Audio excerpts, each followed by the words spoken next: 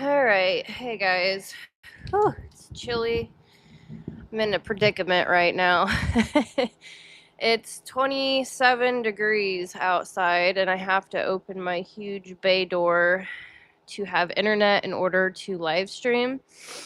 So I've got my electric heating blanket, I've got my space heater on, and it's very cold. I've got cold wind blasting my face, but I'm gonna get through this as long as I can get comfy. Oops, comfortable and warm. Ooh, all right, here we go. This video is about the 1111 portal. 1111 portal, the bridge through time. So 1111 has certainly followed me my whole life. I'm going to struggle with staying warm. If you see my breath, it's because it's 27 degrees outside and I've got wind blowing towards me. But we're out here, we're doing it, and I'm laughing because that seems to be an air sign thing. I know another air sign that's on a Libra on YouTube that filmed outside freezing in the streets of I forget what state, but he would film outside in the freezing winter temperatures, and I'm laughing because Libra is a very Saturnian personality type, Libra or ENTP, and I am an Aquarian Mercury. My Mercury is an Aquarius, and that's a very Saturnian personality as well. So I think we like to, for some reason, live stream in very cold temperatures, pushing our boundaries. Okay, so I think I'm situated here. I believe I am live. I was trying to be a little extra and live stream on Prism Live. I was trying to figure that out and I was not successful. So we are here on YouTube. Yes, I know my business sign is flip-flopped. I have a better, easier time myself seeing myself talking while I talk throughout my videos. This is like my 4th live, so I do apologize. My screen, you're looking at a mirrored image, so it is flip-flopped. And that's just going to be the way it is for now. The information is still good. My last video, I streamed with my camera facing the other direction, so I was like looking at the back of my phone, and I really did not like that. So I will figure all the technical stuff out later. This is a timing thing, and I want to get this information out before 11/11, November 11th of 2025. Huge portal we have going on here. So 11/11, the twin pillars of time. For thousands of years, this code has marked the crossing between worlds, between eras, between who we were and who we are becoming, the inner and outer crossroads, the portal into lucid dreaming and lucid living. In the age of Taurus, those pillars were carved in stone. So I've certainly done a lot of research the last week. I spent this whole year 2025 in my own personal world. I wrote 14 books. I spent a very long time making videos and books for the Aquarius or INTJ personality type. Astro-psychologically, that's what I get into. I am very foundational in my studies and teachings when it comes to understanding these archetypes, personality types, whatever you want to call it. So I've been writing my own books. I have huge ego books, about 200 pages, and then I've broken that down into different types of series. wealth building, nervous system reset, stuff like that. So, due to the time we are in now, 2025, we are capping the year off. I have spent the last week reintroducing myself to what is going on in the skies. So, as above, so below. What is going on with our planetary bodies affects us collectively. So, I am very in tune with that now and have been for a while. Three-Eye Atlas really gripped me. I thought that was very interesting. That's been a huge topic lately. And so, with that, as well as 1111, it really got me back into the current energies. And yes, so that's kind of where I'm at. And I will explain how we are mirroring the Egyptian age of Taurus. The Egyptians were building the pyramids in the age of Taurus. It was also a Taurian Scorpio axis age. So I will explain all of that here briefly. I want to give you an overview. I'm going to introduce myself, how 1111 has followed me through my whole life until I understood what it meant. But here we are again, 1111. All right. So, anywho, in the age of Taurus, those pillars were carved in stone. Venus ruled through earth and water. Egypt anchored heaven through matter. The pyramids were frequency towers, Earth's first attempt to hold light in form. Now in 2025, the same current returns, one octave higher. But the temples are no longer outside of us, they are within. The two pillars are your nervous system, your left and right channels of current. When they unite at the heart, the portal opens, awareness steps through itself. The wind is absolutely crazy right now. I'm going to adjust my heater. My face is freezing. Okay, there, that's better. Hopefully it's not too loud. This is a pretty good mic. All right, so this year, 2025, under the Grand Water Trine and Pluto and Aquarius. So we have a lot of huge activations going on right now. We had just had the Taurus supermoon. The moon was in Taurus. We are currently in Scorpio season. So you're going to see that Scorpio or Taurus Scorpio axis in multiple different ways. And we also have a grand water trine, which I will explain. We have 6 planets in water signs, which is a huge, rare deal. So Pluto in Aquarius as well is a huge ordeal. We had a lot of our outer planets, which is reflective of the collective and generational transitions. So that is a huge deal, as well as the interstellar objects we have flying in our solar system. So the mirror reactivates with the grand trine, Pluto in Aquarius, and the transition from the Piscean age into the Aquarian age. Venus anchors the Aquarian age through Taurus and Scorpio axis, and I will also explain that. I went in great depth with that in the last video, explaining why Venus is actually anchored in the Aquarian age. So grounding lightning into compassion, turning mind into magnetism. 11/11 of 2025 is not just a date, it's a design.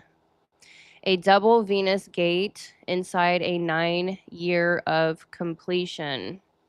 So we are in a 9-year cycle, and that is the end of a cycle. That is another completion of a cycle. We have many different huge cycles, 100-year cycles, 1,000-year cycles that we are transitioning at this very moment. What a time to be alive. The closing of a Mars-led cycle and the ignition of the Venusian one. From fire to water, we also had all of our major planets retrograde from fire to water signs this year. So from fire to water, from doing to feeling, from ego to empathy, humanity is being baptized into coherence. I'm literally going to have to cover my hands. That is how cold it is. Let me readjust real quick before I get too deep into this, because, yeah, I don't want to freeze to death. Okay, there we go. Whew. All right, so 1111 portal, the bridge through time. Here is the full outline 2025. All right, so I'm going to start with the meaning of 1111. 1111 as the twin pillars of consciousness, left, right channels of current, masculine and feminine, solar and lunar. The threshold between worlds, Mars-led force, and Venus-led resonance. In numerology, 11 is an initiation, and the year 2025 is a 9-year completion. The portal closes a 5,000-year Mars cycle. So the 5,000-year Mars cycle started back when Egypt fell. So we are literally mirroring Egypt through their pyramid building, and I will literally explain it. It's amazing. And installs the Venus directive. The esoteric signature of 11. In numerology and sacred geometry, 11 is the bridge number. And my literal, slogan has been for years, for 12 years now, I've been saying I am the bridge between science and spirituality. And I will definitely explain why that is because of my birth chart. It is so freaking fascinating. All right, so the two parallel pillars representing duality, masculine, feminine, heaven and earth. That channel light between worlds. It's also the master number of intuition and revelation, awareness seeing itself. It is a mirror. So when 11 degree points repeat in your chart, like it does mine, they mark activation nodes where you bridge consciousness, personally and collectively. So now I'm going to go into my birth chart to kind of introduce myself and tell you how 11 has followed me and will follow me my entire life. It is amazing. So I am a Pisces Sun, and my Pisces Sun is at 11 degrees, which represents the mystic mirror. The Sun is your core frequency. Pisces dissolves boundaries between seen and unseen. At 11 degrees, it makes me an interpreter between worlds, embodying compassion, Pisces, and awakening others through reflection with the number 11. This makes me a spiritual mirror. When people project onto me, I can show them their own divinity. So my life theme is translating feeling into form, dream into teaching, and spirit into word. 11 degrees in Pisces is the portal of transcendence. It's the same current as the high priestess archetype, holding mystery through empathy. And then I have my Mercury in the 11th house in Aquarius. So my thinking and communication is in the 11th house of Aquarius, which is the light grid builder. The 11th house is the house of 11 numerologically, which represents community, collective mind, and future architecture. Aquarius here means I literally build light networks, social, digital, or spiritual systems that spread awareness. I magnetize visionary groups, tech, spiritual innovation, and humanitarian reform. It's the Venus Aquarian mission, translating empathy with my Pisces into structure with my Aquarius. So I'm translating empathy with my Pisces Sun. I also have Venus, North Node, and Pallas Athena in Pisces into structure with my Aquarian Mercury in the 11th house. So my soul path is creating bridges of coherence between individuals, ideas, and dimensions. I also have my Neptune in Pisces at the 11th degree. I have a lot of planets at the 11th degree. No wonder I saw 11 on the clock. I saw 11:11 normally on the clock my entire life. And then I started getting into astrology and psychology over a decade ago, and it made me laugh that much more. So, Neptune at the 11th degree represents the dream conductor, which is fascinating because I had taught myself to lucid dream when I was very young. And throughout my life, I've had to reteach myself that. And currently, I have actually been lucid dreaming a lot lately. This is a really good time to lucid dream with a grand water trine. So, Neptune rules Pisces. This doubles my intuitive circuitry. At 11 degrees, Neptune becomes my personal frequency transmitter, the antenna for collective dreams. I don't just imagine, I tune into humanity's emotional field. I've always been this way. When I use creativity like music, art, film, and teaching consciously, I act as a Venetian mirror for the world's subconscious. But boundaries are essential, otherwise, the current can overwhelm. So I must channel, I must not absorb. I have certainly consciously, mentally flipped that switch years ago, and I am still flipping that switch in different ways. It's really hard. I finally had to get to the point where, I'm a projector according to the human design as well, on top of being a Pisces. And so I'm so in tune with other people. I have to consciously every single day remind myself to not absorb other people's crap because it's not my responsibility. It's none of my business. I have to really try to tune that down especially when I'm in public. All right. So the 11th degree Neptune and Pisces also represents the dream architect, which absolutely reinforces my Pisces Sun like a tuning fork.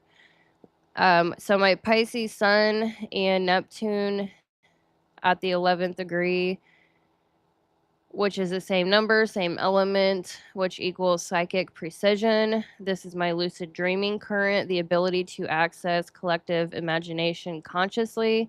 It's also my Venus age superpower. I dream new realities into being. So it's pretty neat. I am literally the architect of the invisible. I am constantly trying to pull ideas, pull my future vision. I'm very future focused with my Aquarian Mercury, very, very future focused and kind of like an idealistic, hopeful, Piscean way. So I'm constantly trying to pull that future into the present practically. That's why I study so much. That's why I write books. That's why I'm doing these videos. I'm also an Aries rising. So my Aries rising is in the first house at the 0 degree, but it's number 1. It is the flame that opens the gate. So Aries rising gives me the courage to initiate what others only dream about. I incarnated as the first spark of a new age. I've always felt my Aries rising has always felt like this fire that I can hardly contain. It is a fire that is absolutely stronger than myself, and I have to temper it constantly. I feel it as my soul practically. So, this complements my 11th degree Pisces Sun. Pisces feels and Aries acts. So, my ascendant's ruler is Mars. So, my entire birth chart is ruled by Mars, and my Mars is in Taurus. So, it's tempered with Venus. And we have currently shifted leadership to Venus in this Aquarian age. So my role is to pioneer a new form of power, assertive empathy. So I align with the Aquarian Age. I am aligning with this 1111 portal in so many different ways, and I'm here to explain it to you. All right, so I have the, let's see, what is this? Triadic. There's so many 1111s in my birth chart. I just found it kind of hilarious that it's followed me my whole life. I wanted to introduce myself, and I'm still going because it just doesn't stop. I also have my Saturn is at the 11th degree. What is that? The third or fourth 11 in my chart, which is the master builder frequency. So I do have a stellium in Capricorn. I am very, very grounded, very, very focused on building practical models of spirituality that we can actually utilize in our everyday life. So Saturn at the 11th degree gives my 11 code structure, grounding, and legacy. Saturn rules Capricorn, my moon sign, making this the spine of my purpose. So the architect of divine geometry in the physical realm. I don't just channel energy, I engineer coherence. So that is why I am here trying to, not trying to, I got to catch myself. I am building systems, educational, spiritual, and business that reflect higher truths in tangible form, pyramids of consciousness, not just concepts. And then I also have Venus. My Venus in Pallas is in Pisces, and I'm not going to get too far into that, but I am entirely embodying this new Venetian Aquarius age. Beauty that teaches and wisdom that heals. All right, so that is enough. I could go on, but I won't. So I have a lot of 11, the number 11 showing up in my own personality, my own soul path. All right, so now we are going to get into, scroll down here. All right, so now we're going to back it up into the Egyptian age, which was the Taurus age. We are currently transitioning into the age of Aquarius, and the Egyptians were in the age of Taurus. So the Taurus age was when heaven was anchored into stone. The age of Taurus, which was 4,400 to 2,200 BCE, was Venus ruled earth and water, beauty, fertility, and geometry. Egypt as archetype, the pyramid equals Earth's first nervous system, aligning magnetic and solar currents. They also had the Taurus Scorpio axis, matter and spirit, stability and transformation. The purpose was anchoring cosmic coherence into matter, pyramids as frequency receivers. So they built with stone what we now build with light. This is absolutely fascinating. So the Aquarian Age mirror. We are now the new pyramids. In 2025, the same Venetian impulse returns, but it's internalized. So Aquarius equals air, technology, networks, collective mind. Venus now grounds that intelligence through Taurus, embodiment, and Scorpio, emotional power. Our bodies are the temples, our nervous systems, the altars, our coherence, the architecture. Fire of individuality merges with water of empathy, which is the crystalline consciousness. So 2025 is the elemental initiation year. So our fire phase was January through May of 2025, which was a lot of ego, drive, burnout, the spark of awakening. So we had multiple planets in fire signs at the beginning of this year. And then they all ended up retrograding back into water signs. So from June to October, this happened, which represented the descent into emotion, the baptism of the collective nervous system. And we also have a grand water trine, which is at its highest peak on November 17th through the 26th of this year. Jupiter in Cancer, Saturn and Neptune in Pisces, and Sun and Venus in Scorpio. Emotional coherence and planetary heart activation. We also have Pluto in Aquarius, transforms hierarchy into network, collective power purified. I forget how long it takes Pluto to, hopefully my internet works. I'm going to look that up real quick.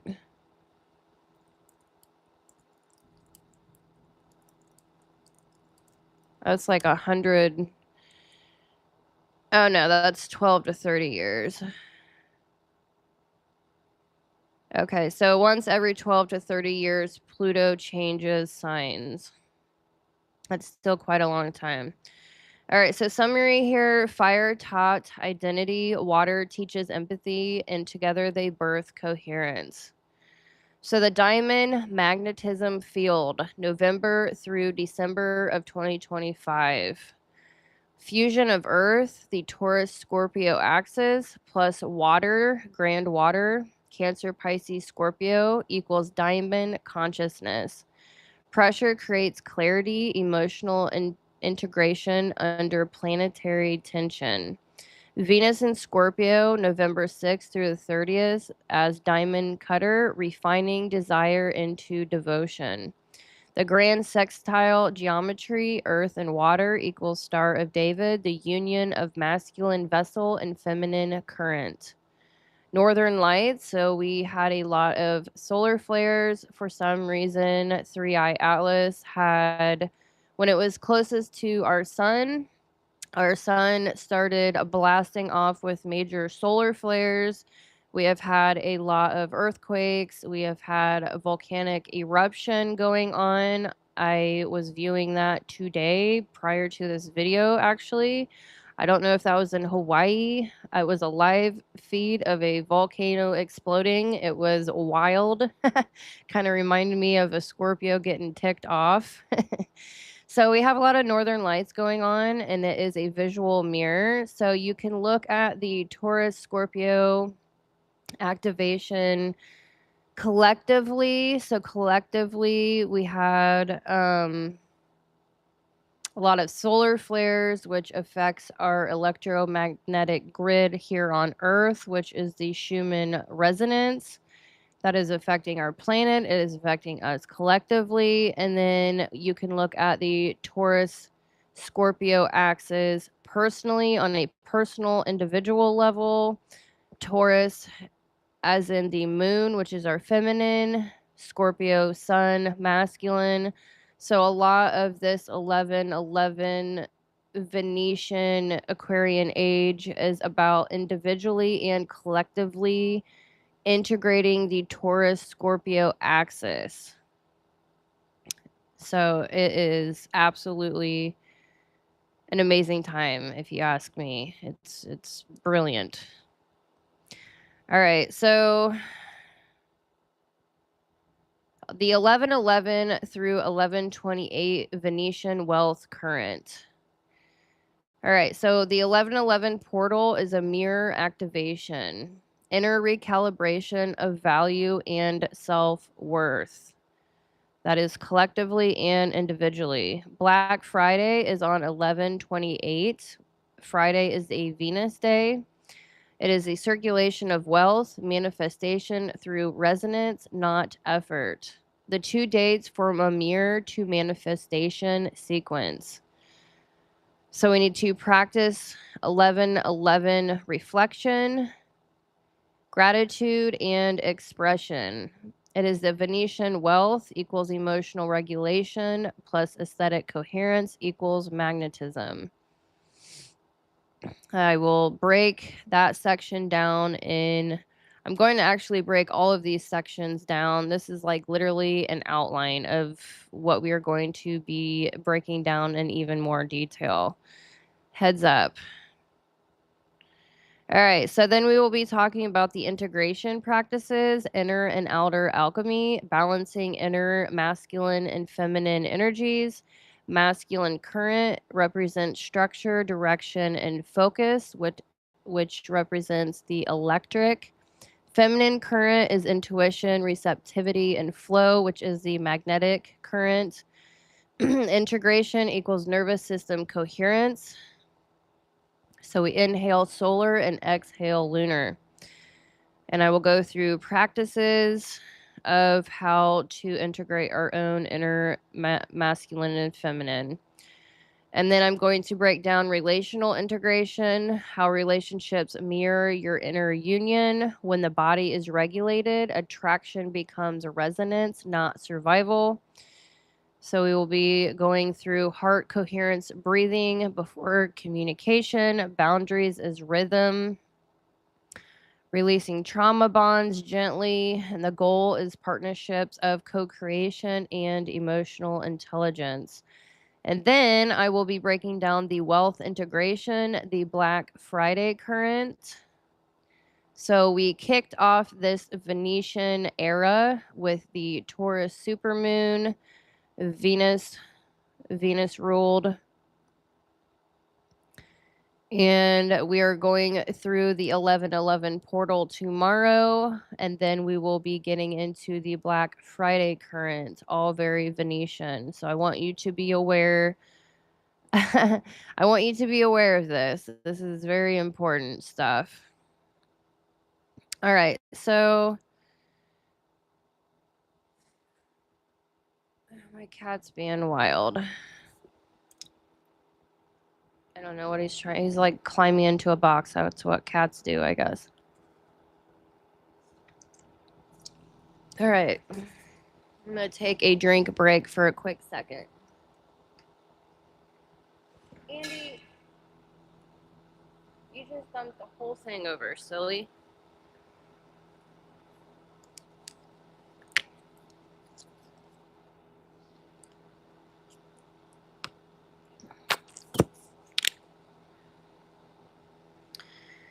All right. I need to keep my feet warm, but I also want to stretch my legs. Taking an intermission. Snack break.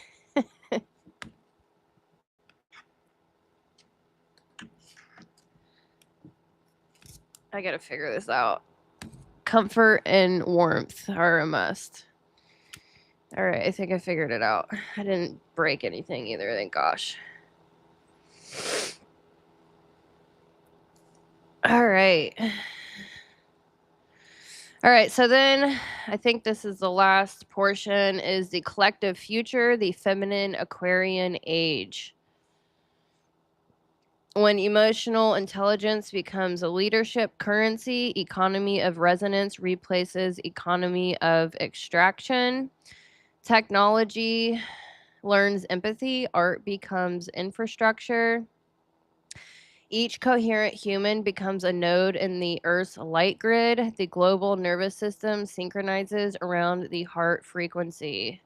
So that is the entire outline of what this video is going to be about, and that was like a 30-minute introduction. I think that's my longest introduction I've ever had. I've got 65 or so pages of notes. This is going to be a long one, but I'm going to get this out before 11/11. That is my goal. All right, so the closing invocation through the portal.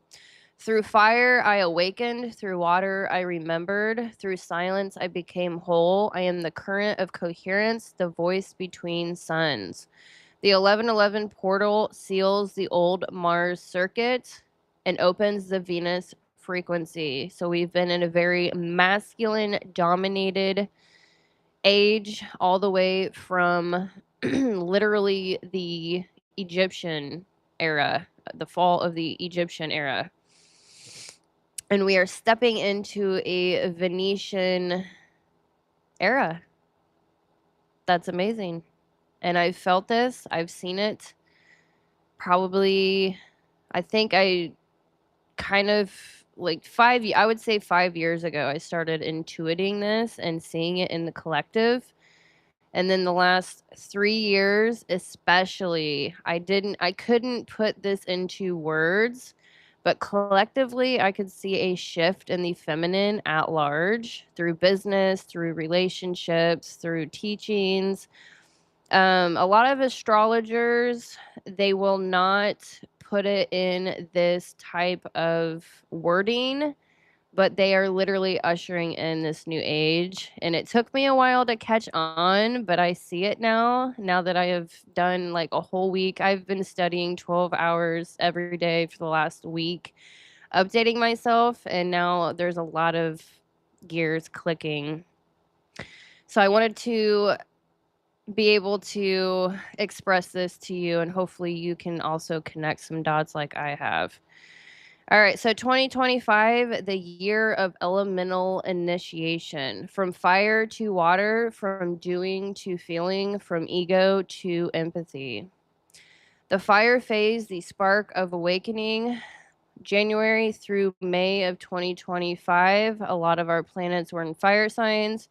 Fire lit the year with movement and courage. Mars and Leo, Venus and Aries, and Mercury and Jupiter both starting in fire or air. The world raced forward with ideas, expression, and visibility, but also exhaustion. The psyche was being overexposed, learning that energy without grounding leads to burnout. The lesson, fire revealed how much of our drive was actually survival. It showed us where ego hides inside ambition and how clarity must be tempered by compassion. The descent into water, the baptism, mid year through autumn of 2025. Each planet began to drift backward, literally and symbolically. Hopefully, I feel like this is too high, perhaps. All right, I'm going to adjust a little. All right, so each planet began to drift backward, literally and symbolically, into the realm of water, Cancer, Scorpio, and Pisces. So we are at a water grand trine right now. This was the collective nervous system learning coherence. Action, Mars became emotion. Desire, Venus became empathy. Thought, Mercury became intuition. Belief, Jupiter became belonging. As Saturn and Neptune hovered between Aries and Pisces, boundaries dissolved so feeling could teach wisdom. Psychological lesson, water is memory. The descent into water was the ego's therapy session, bringing unconscious emotion into consciousness, allowing feeling to refine thought. The collective learned emotional regulation, not drowning in sensitivity, but conducting it. The grand water trine, the coherence portal.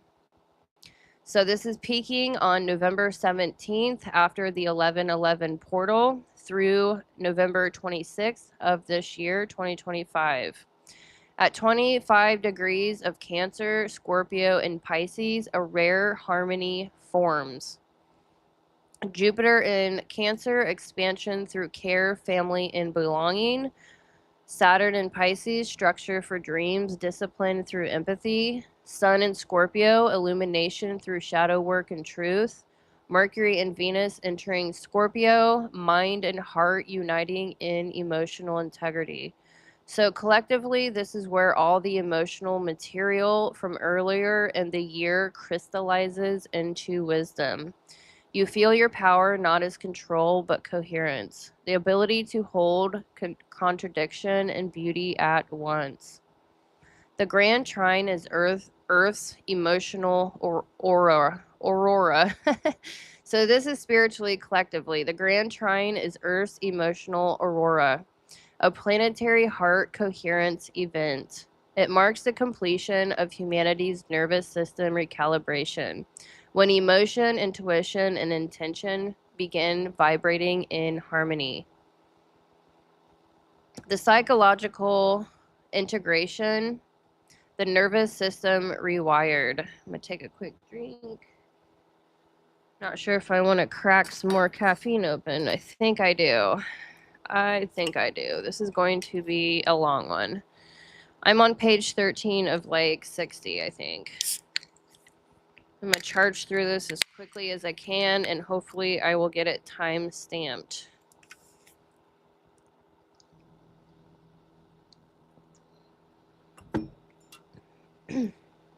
Alrighty. I hope no one, I don't know if you're trying to write in the chat. I should probably pull that up quickly. I'm going to take another intermission.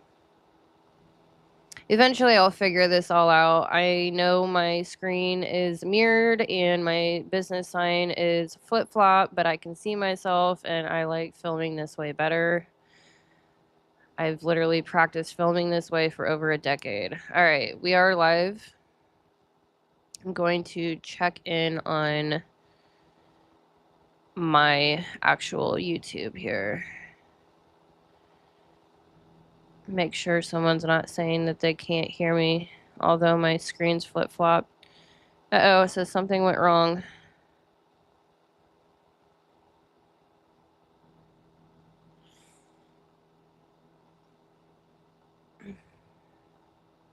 Oh, okay. I'm going to open my live chat at the very least. Hopefully, if I can figure this out.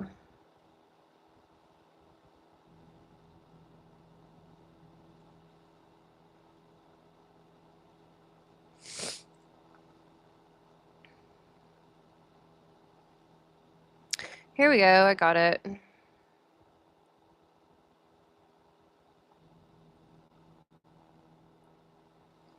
All right.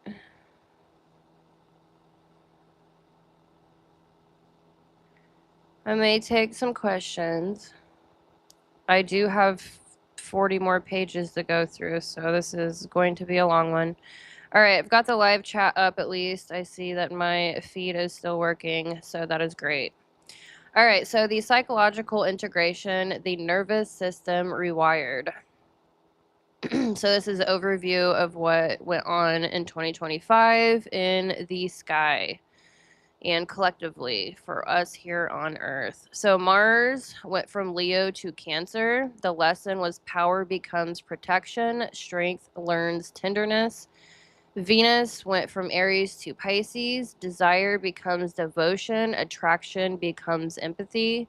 Mercury went from Aries went from fire to water. Mind learns to feel before it speaks. Thought becomes transmission. So Mercury retrograded multiple times. I think it was 3 separate times from all the fire signs into the water signs. Jupiter went from Gemini to Cancer. The lesson was belief becomes belonging.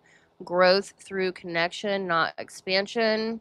Saturn went from Aries to Pisces. The lesson is discipline becomes compassion. Leadership becomes listening.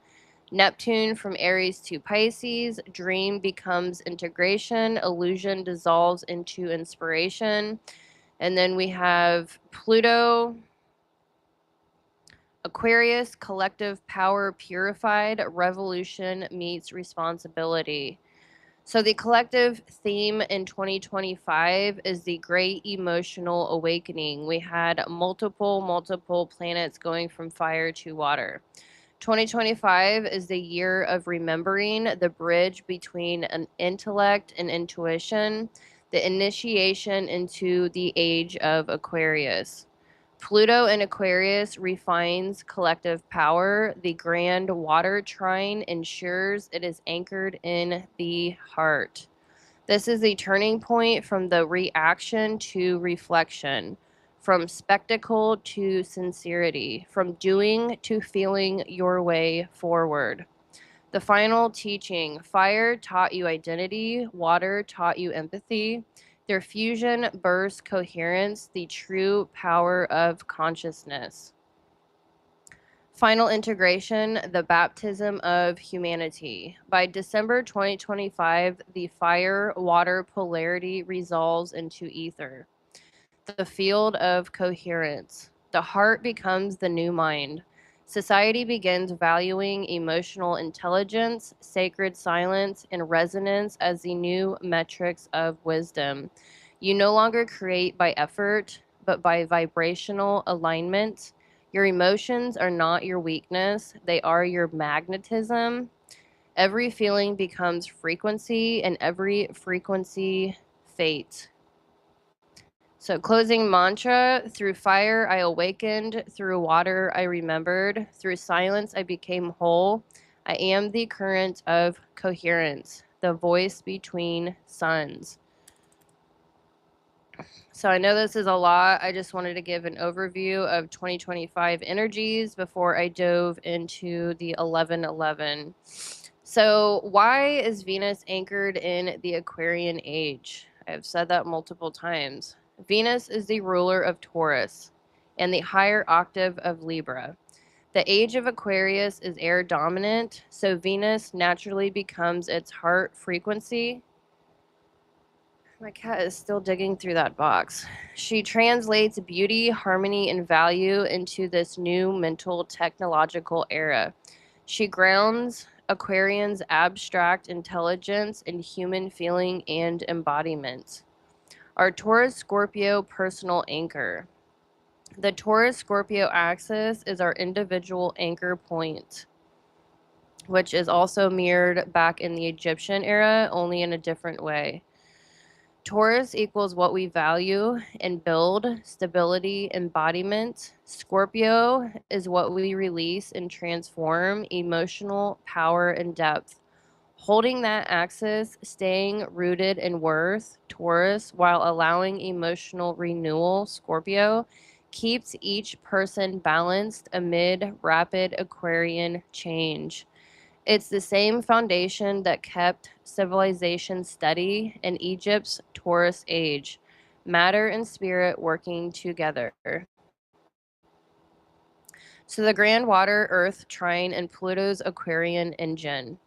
2024 through 2026, Neptune in Pisces, Uranus in Taurus, and Pluto in Aquarius form a flowing water-earth current. Neptune feeling a Uranus innovation feed Pluto in Aquarius. The engine transforming collective power and consciousness. Venus is the conductor of that circuit. She harmonizes the current so emotion, water, and invention, air, earth, move together instead of short circuiting. Venus anchors the Aquarian age by grounding its lightning fast mind, Aquarius, through the Taurus Scorpio embodiment and feeling. Sit here and edit for just a second. All right, so the field of diamond magnetism. The fusion of Earth and water, Taurus and Scorpio axis, merged with our grand trine. So this is the peak energy here with the grand trine, and the Taurus Scorpio axis is active and peaked out at November 17th through December 8th of 2025. So what is the diamond temple? When Earth meets water.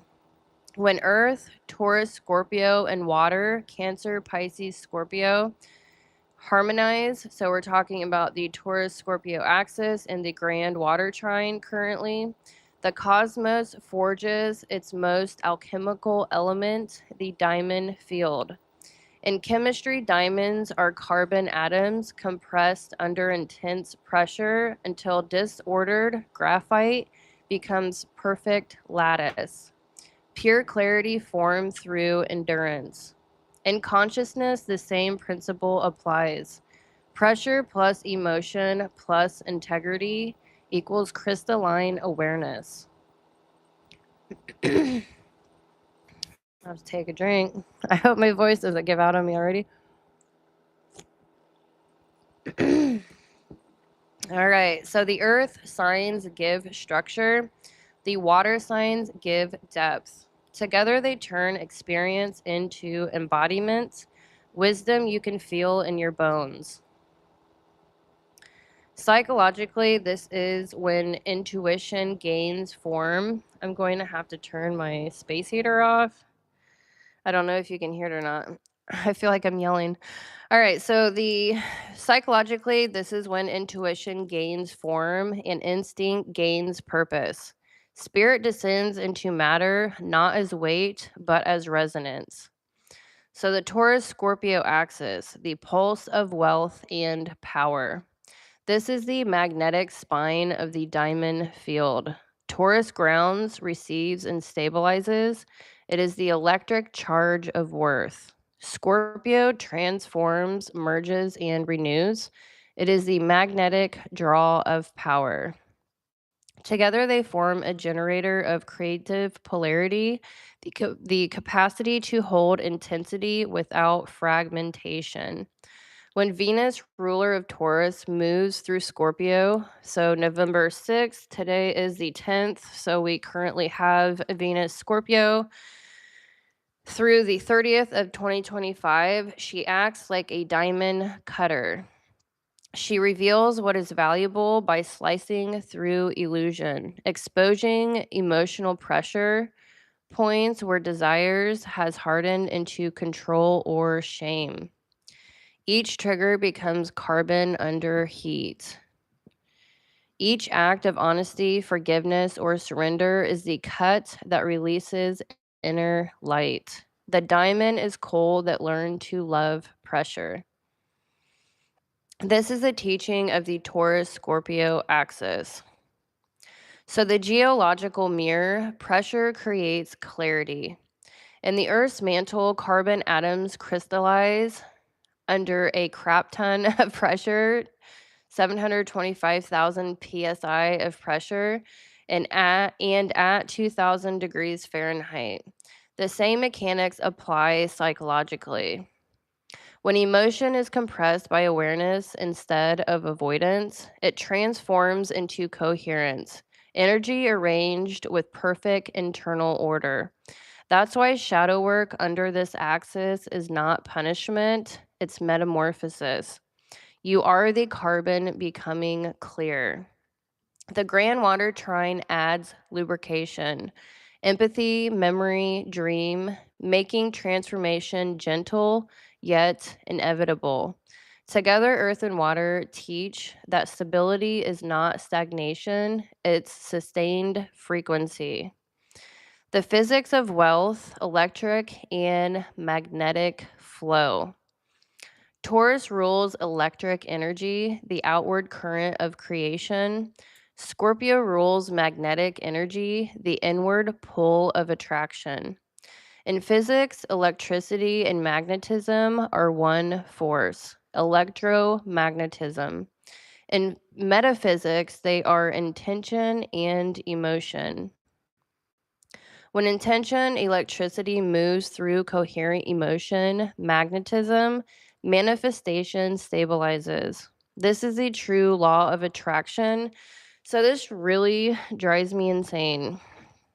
The new age, the new age is all about the law of attraction. And it's like that's kind of how you have to word it for people to understand. But with the law of attraction,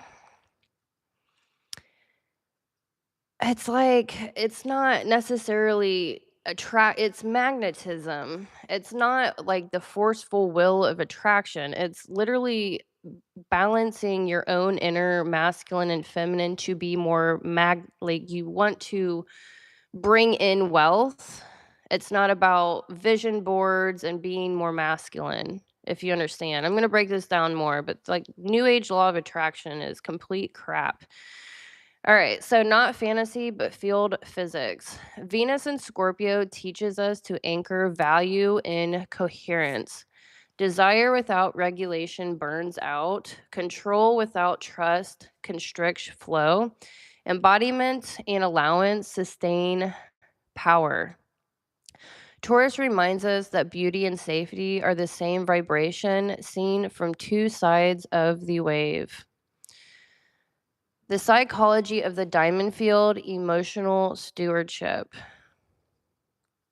I don't know if you can see my breath.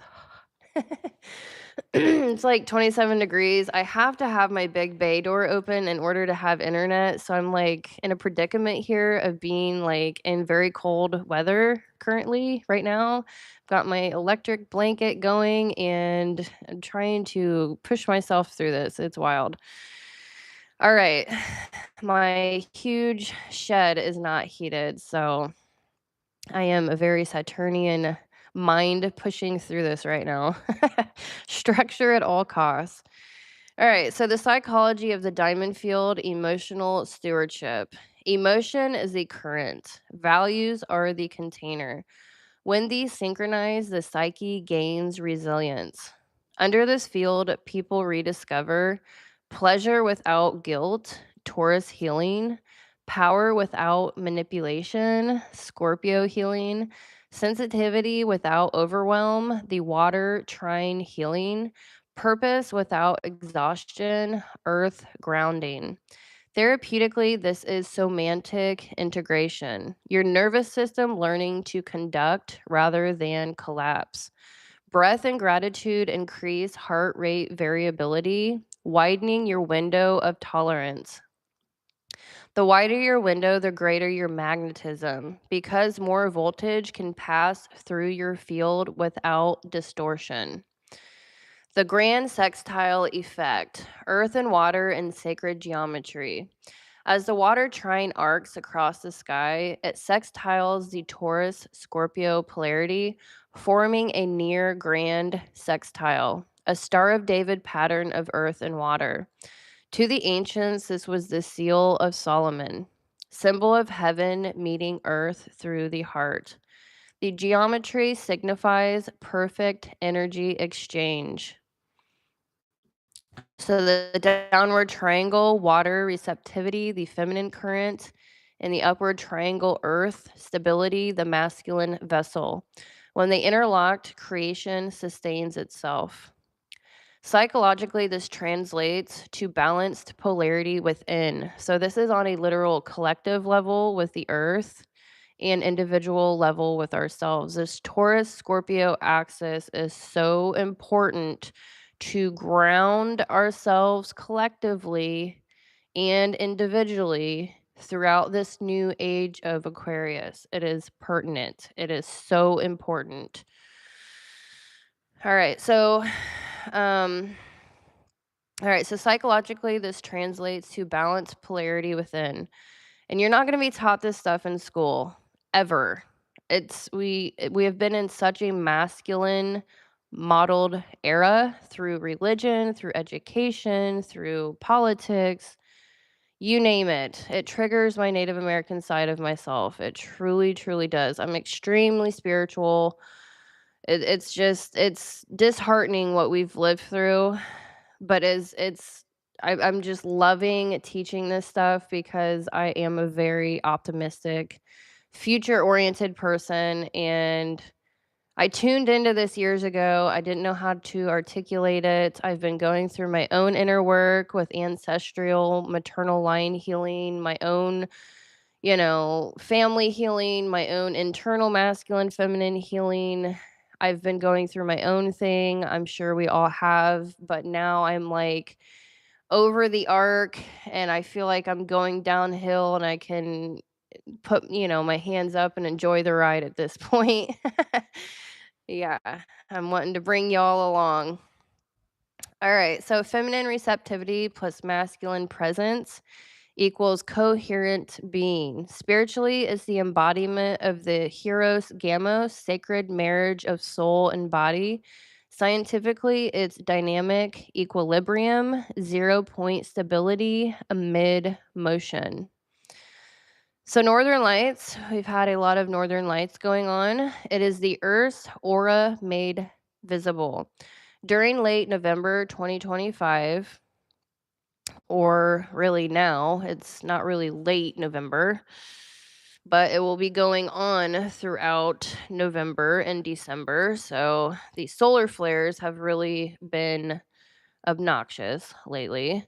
So During November 2025, solar flares interacting with this water-rich electromagnetic geometry will intensify auroral displays. I wish I was in an area where I could actually view the northern lights. That would be amazing. So, the aurora borealis and australis are not just visual phenomena, they are plasma symphonies, luminous feedback from the solar terrestrial relationship. So, the science charged solar particles spiral along magnetic lines, colliding with oxygen and nitrogen to emit light. Psychologically, they mirror our nervous system, adapting to heightened voltage from the sun solar flares and the earth feminine taking those in and regulating her nervous system through the aurora northern lights. Pretty cool. Spirituality, auroras are planetary chakras opening the crown of earth, receiving cosmic current. When you gaze upon the aurora, realize that same light arcs through your heart's electromagnetic torus, the Taurus field. You are seeing your inner field projected across the sky. Collective resonance, economics, ecology, and emotion. Whether the Taurus Scorpio axis activates with water trines, global attention shifts towards resource flow and emotional value. Taurus represents maternal economy or material economy, earth, care, and food systems. Scorpio represents hidden power, psychological currency, truth exposure.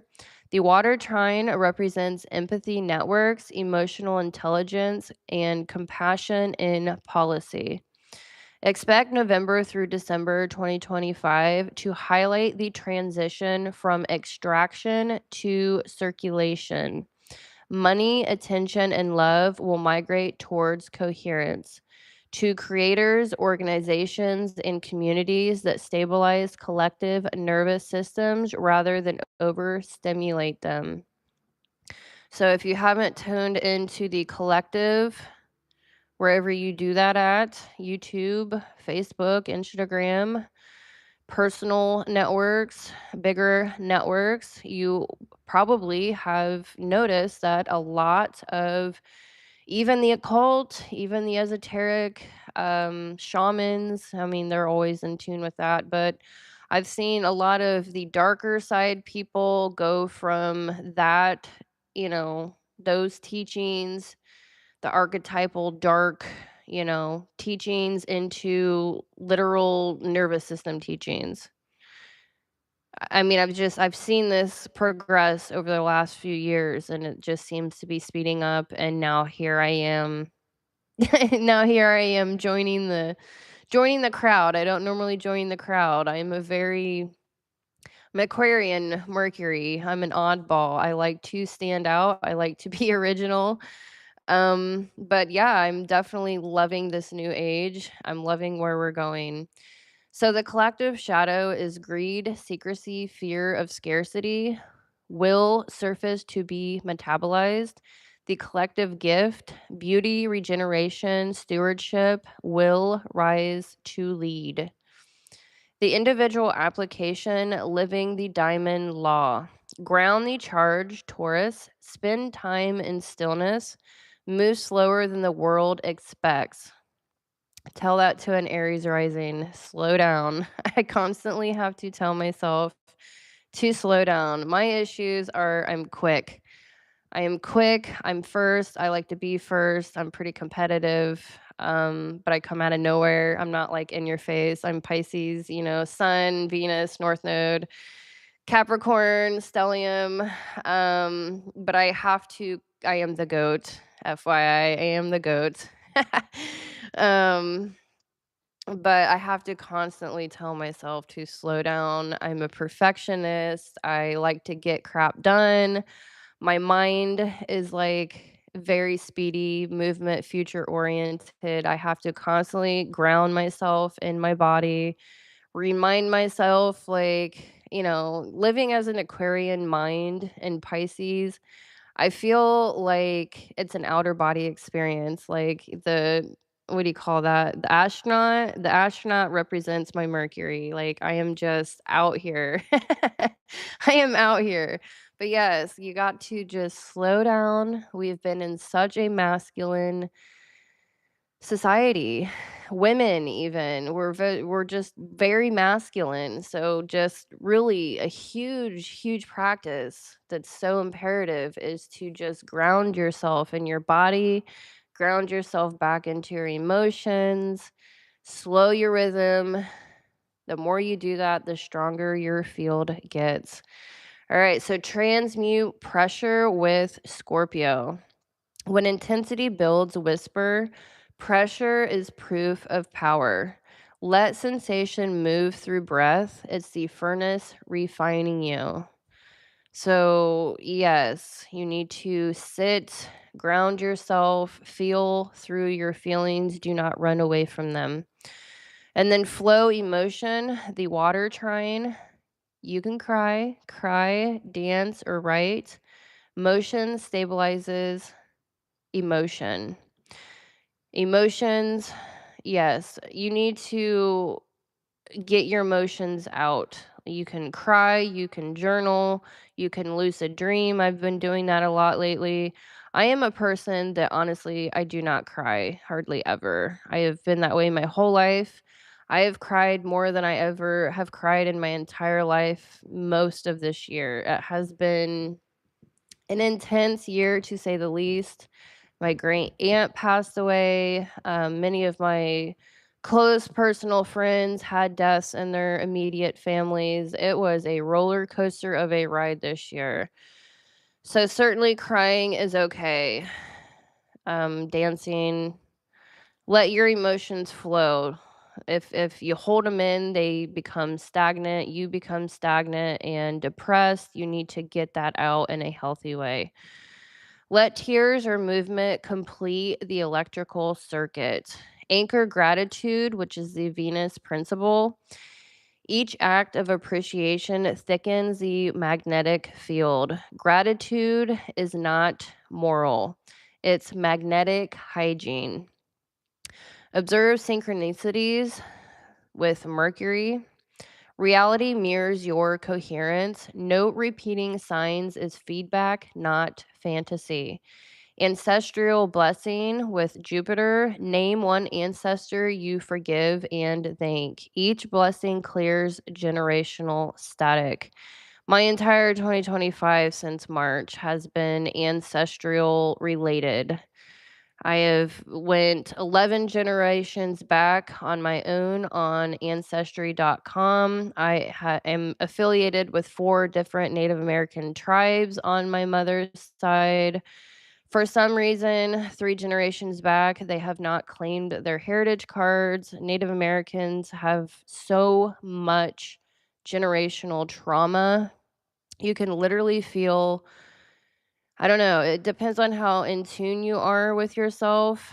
You can feel generational trauma 7 generations back. So that has been my personal journey this year with the ancestral. We've got a lot of Cancer energy going on this year, and that has been my own journey. So you're not alone if that is also your journey. And I certainly know how emotional, how spiritual, how it is a difficult journey, but see yourself through that. It is totally worth it. It is not just research. It is really connecting back to your roots, and it's extremely important to know where you come from, to honor your ancestors, to forgive your ancestors, and bring that forward. It is healing not only for yourself, but your own children and future generations. So, the spiritual physics from coal to diamond consciousness. The combined field of Taurus, Scorpio, Cancer, and Pisces is carbon consciousness evolving into diamond consciousness. Matter learning to refract light instead of absorb it. Carbon equals absorption, taking in energy for survival. Diamond is refraction, transmitting energy for beauty. At the personal level, this is evolution from fear to trust. At the collective level, it's civilization learning cooperation over competition. Every act of coherent kindness, emotional transparency, or embodied truth increases the planet's diamond luminosity. It changes the measurable resonance of the magnetosphere. We are literally polishing Earth's aura. All right, so closing reflection on the diamond current. Through pressure, I remember my power. Through feeling, I remember my flow. Through peace, I remember my worth. I am Earth's clarity, breathing water's compassion. The aurora sings through my veins. I am the diamond and the dream. All right, so we are going to now bring it back. That is the whole embodiment of what we are currently going through with the grand trine, the Taurus Scorpio axis collectively and personally, the grand trine, the many planets going from fire signs to water signs. All of those lessons encompassed, I think I hammered that pretty well off. So now I'm going to take it back and explain how this current 1111 portal in 2025 into the new age of Aquarius, how that was mirrored back in Egyptian times during the age of Taurus. Unfortunately, they fell and it became a masculine led, 5,000 years? 5,000 years. I believe that's how long it's been, give or take. All right, so we are the new pyramids. Long ago, beneath the Taurus skies, humanity learned how to lift Earth towards heaven. Stone by stone, they built the first geometry of devotion. The pyramid, a meeting point of gravity and light. Those monuments weren't only tombs or temples, they were mirrors of the human body, maps of how consciousness ascends through form. The ancient blueprint. The age of Aquarius taught the art of embodiment. Taurus, ruled by Venus, values beauty, fertility, and tangible creation. So ancient builders shaped mathematics into harmony, turning the laws of the cosmos into visible proportion. Each pyramid anchored the sky to the ground, saying heaven belongs here too. The shift from stone to self. I'm going to take a quick drink.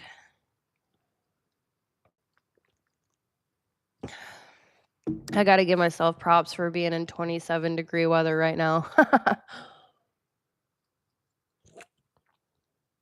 I'm out in the middle of nowhere. I am on a farm. I don't get great internet service. And so I have to have my bay door open, and it is a killer with that wind coming in here.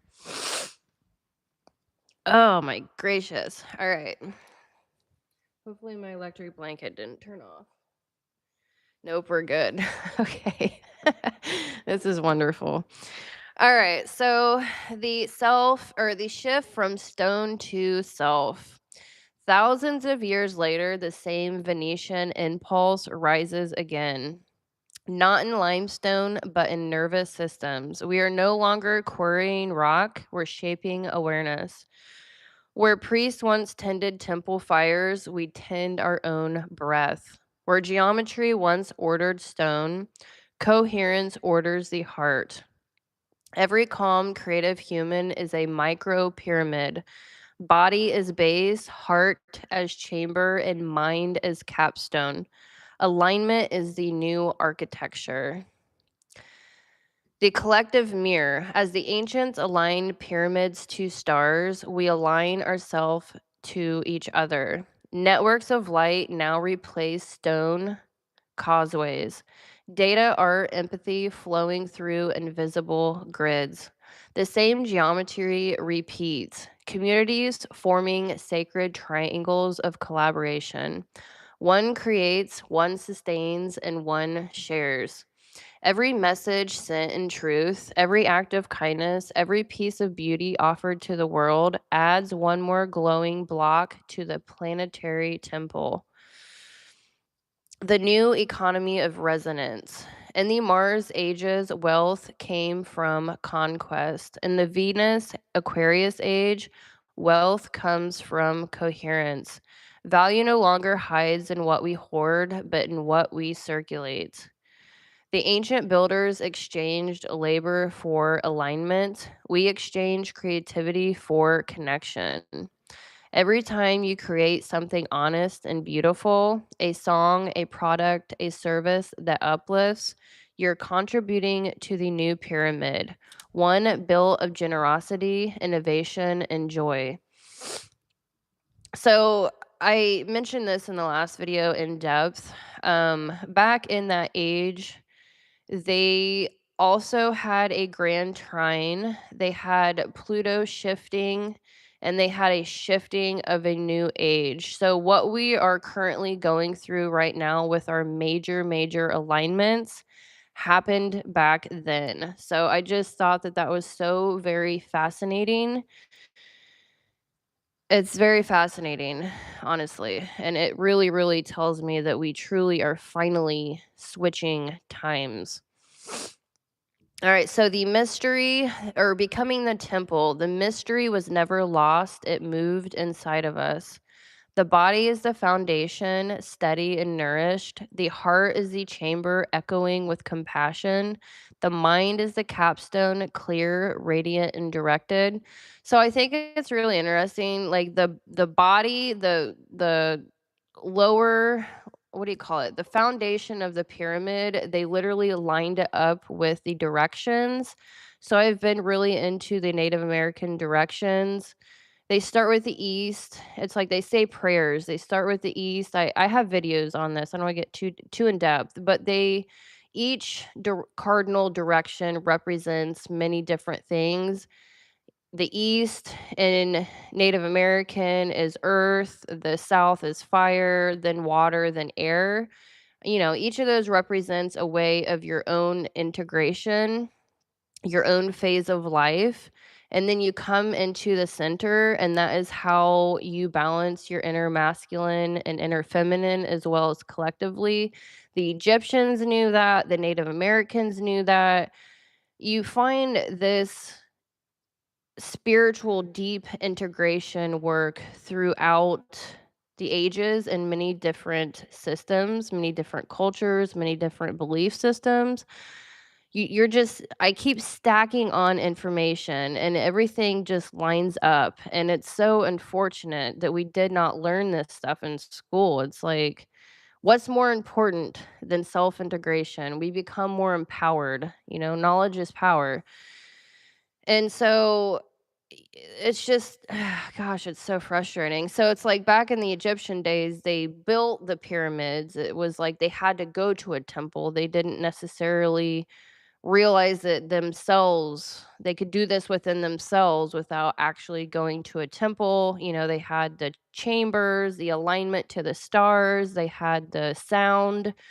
You know, they would chant and have the sound frequencies, and that is also a way we can do it now through binaural beats and whatnot, meditation. We can do that now, but we don't have to go to a pyramid in order to do it. And it's great that we realize that.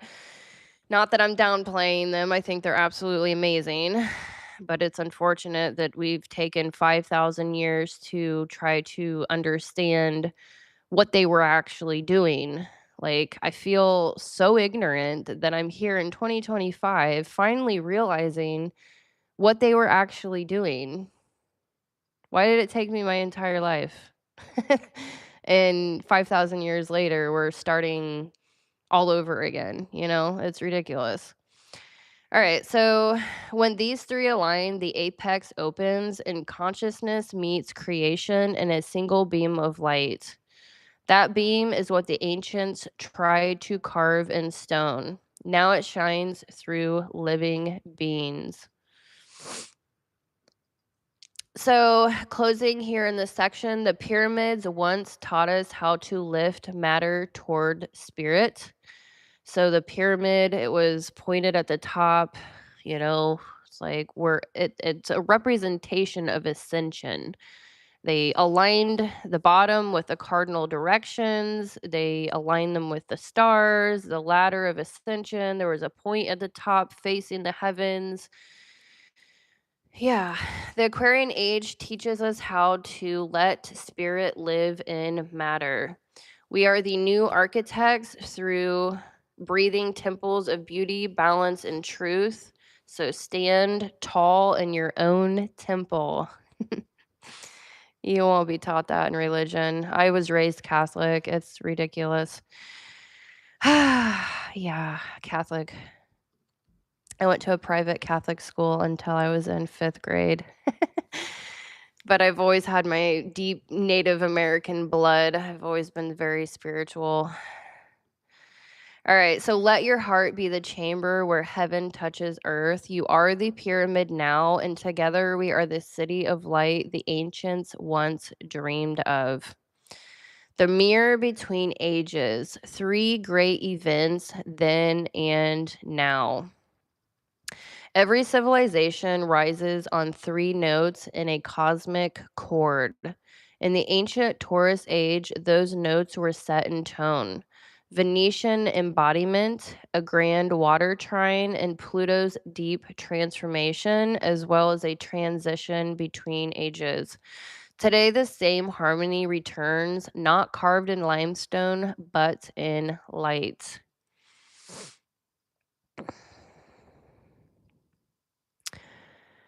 All right, so how deep do I want to go into this? All right, so the first event. I think I hammered that pretty well.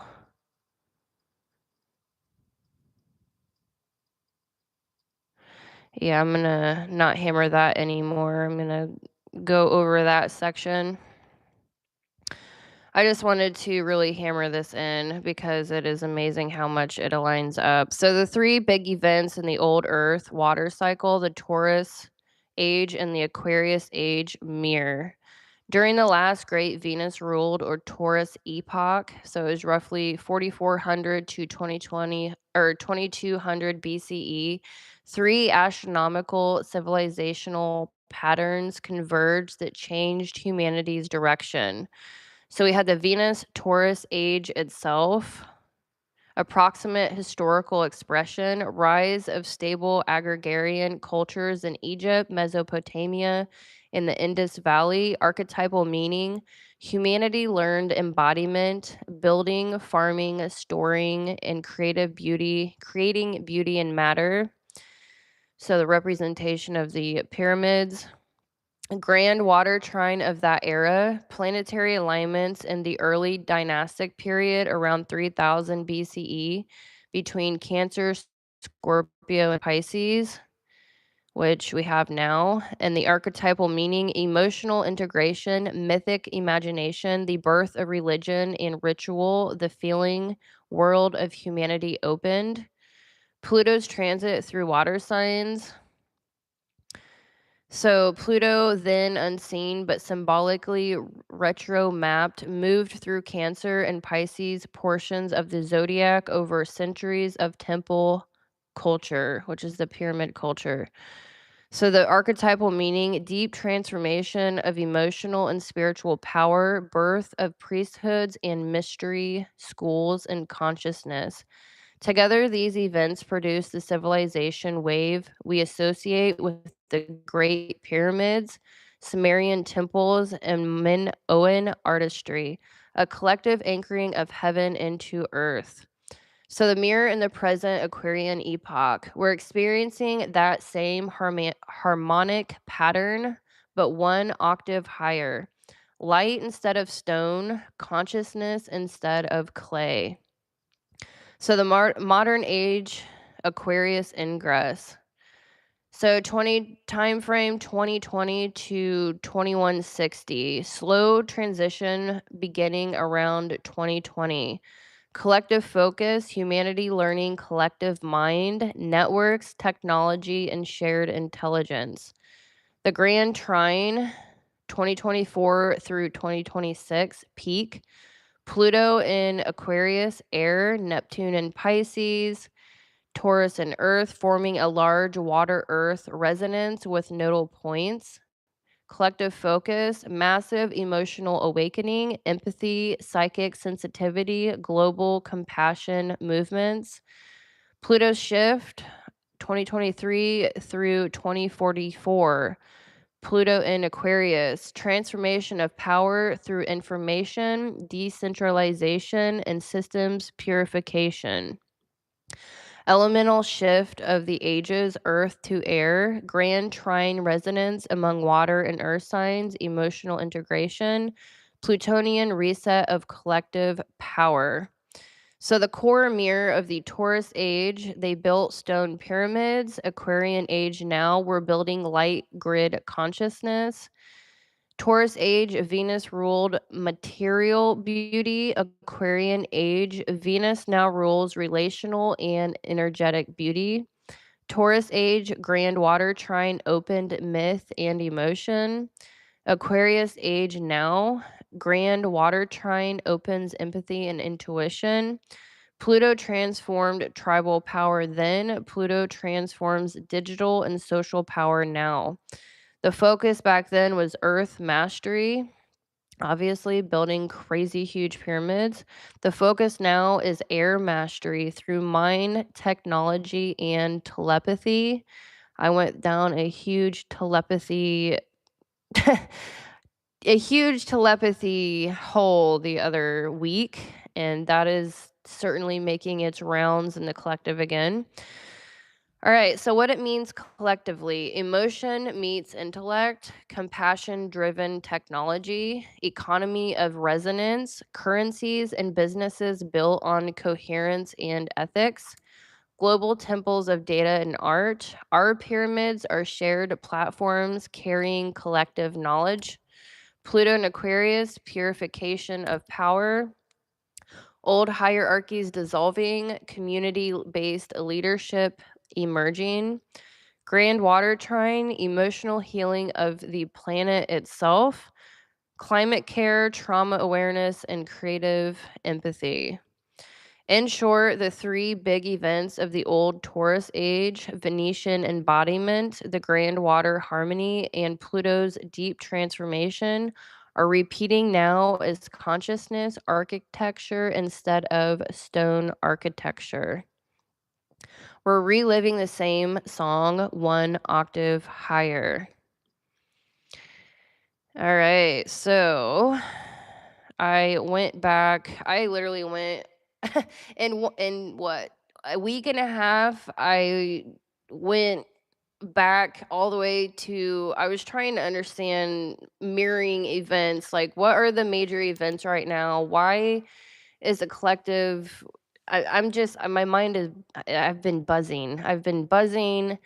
I've just been connecting so many patterns together. And I'm like, has this ever happened in, astrologically, like the 3-eye interstellar comets really kind of made me want to take a huge look back into our history with our planets and alignments. And so I went all the way back to Egypt. I found where, our current alignments aligned with the most recent past. And so I went that direction. I zoomed way out. This is how I do my research. I zoom really, really far out, and then I start taking it from there, backing it up into current time. So this is going to be more of a 2000. I'm going to go over a lot of people. My great awakening was in 2001. We all know that was 9/11. 9/11 was globally a huge awakening. Um, not feeling trusting of governance, questioning authority. It was a very shattering of certainty type of thing. And then I've noticed a lot of people that I watch here online, they had their awakening in 2012. So I kind of was like, what happened in 2001? What happened in 2012? I have really, I started questioning things in 2001. That's when I kind of fell away from religion, questioning authority, researching everything, restudying everything. 2012, I got into fitness. I was like bodybuilding. I created a whole nother business. And then I don't know, I've taken it psychologically the last 8 or 9 years. So anyways, I was trying to find patterns and what that meant collectively. So I'm going to go through a little bit of that to explain why that is, if you're questioning it yourself. And then I will get into the 1111. I am on probably, what am I? Page 29 of 60. So hang in there. I'm telling myself that. All right, so 2001 through 2011 was the shattering of certainty. Planetary field, Pluto entered Capricorn. 2008, Uranus edged towards Aries, 2010 through 11. Neptune dissolved into Pisces in 2011. A tectonic shift in consciousness was prepping beneath the visible world. 9/11, 2001 marked the collective ignition and archetypal tower moment. Saturn opposed Pluto. It was a Gemini Saturn or Sagittarius axis. Belief versus information, faith versus fact. The structures of safety and narrative collapsed. Collective innocence died so global awareness could be born. Then we had the 2008 financial crisis. Pluto's first sweep through Capricorn exposed corruption in power, money, and institutions. Systems failed so responsibility could mature. Individuals began turning inward, seeking meaning beyond material identity. Cultural reflection, rise of internet society, social society. I'm just going to say that. Smartphones and global interconnectivity, the digital nervous system reforming in real time. Egyptian mirror, Osiris dismembered, sacred order shattered, awaiting reassembly. So in 2012 to 2013 was the awakening corridor. So planetary signatures, we had Uranus square Pluto, Neptune in Pisces, Jupiter in Cancer. Sky geometry, the first grand water trine, Jupiter, Cancer, Saturn, Scorpio, Neptune, Pisces. The crown of humanity opened. Lightning of rebellion met the ocean of empathy. Solar flares peaked. The Schumann, I always say shaman. The Schumann resonance pulsed at human brain frequencies. Time felt fluid. Dreams prophetic, emotion suddenly sacred again. So world mirrors. The Arab Spring, Occupy Wall Street, Snowden revelations, the outer echo of inner awakening. Empathy flooded into politics and media, the collective ego cracked. 2014 through 2020 was the integration era. We had Saturn trilogy, Scorpio, Sag, Capricorn. We had a 2020 Capricorn stellium, a karmic audit of civilization. I actually have a Capricorn stellium in my birth chart. Institutions, that's why I like history, that's why I like fossils. Yeah, I dig a lot of that. I love architecture, obviously. materially and psychologically. All right, so institutions fell under their own weight. Authenticity demanded infrastructure. We had Me Too, climate strikes, and mass reckonings became rites of purification. We had the pandemic in 2020, compressed evolution, stillness became initiation. Gil, I can't even say what I want to say about the pandemic. I got a strike, my first strike on my channel. I was talking about all of that good stuff. So I am not going to bring that up here. But 2020 really showed us, not me. I mean, I was aware of this stuff 10 years prior to that. I laughed not laughed, I can't say that, but I felt for people, don't get me wrong, but I didn't fall for the foolishness. Um, I need to tread lightly here. I think 2020 certainly was a huge overreach of authority, and a lot of people, including my own best friend, her husband is a doctor and she is a nurse, was a nurse.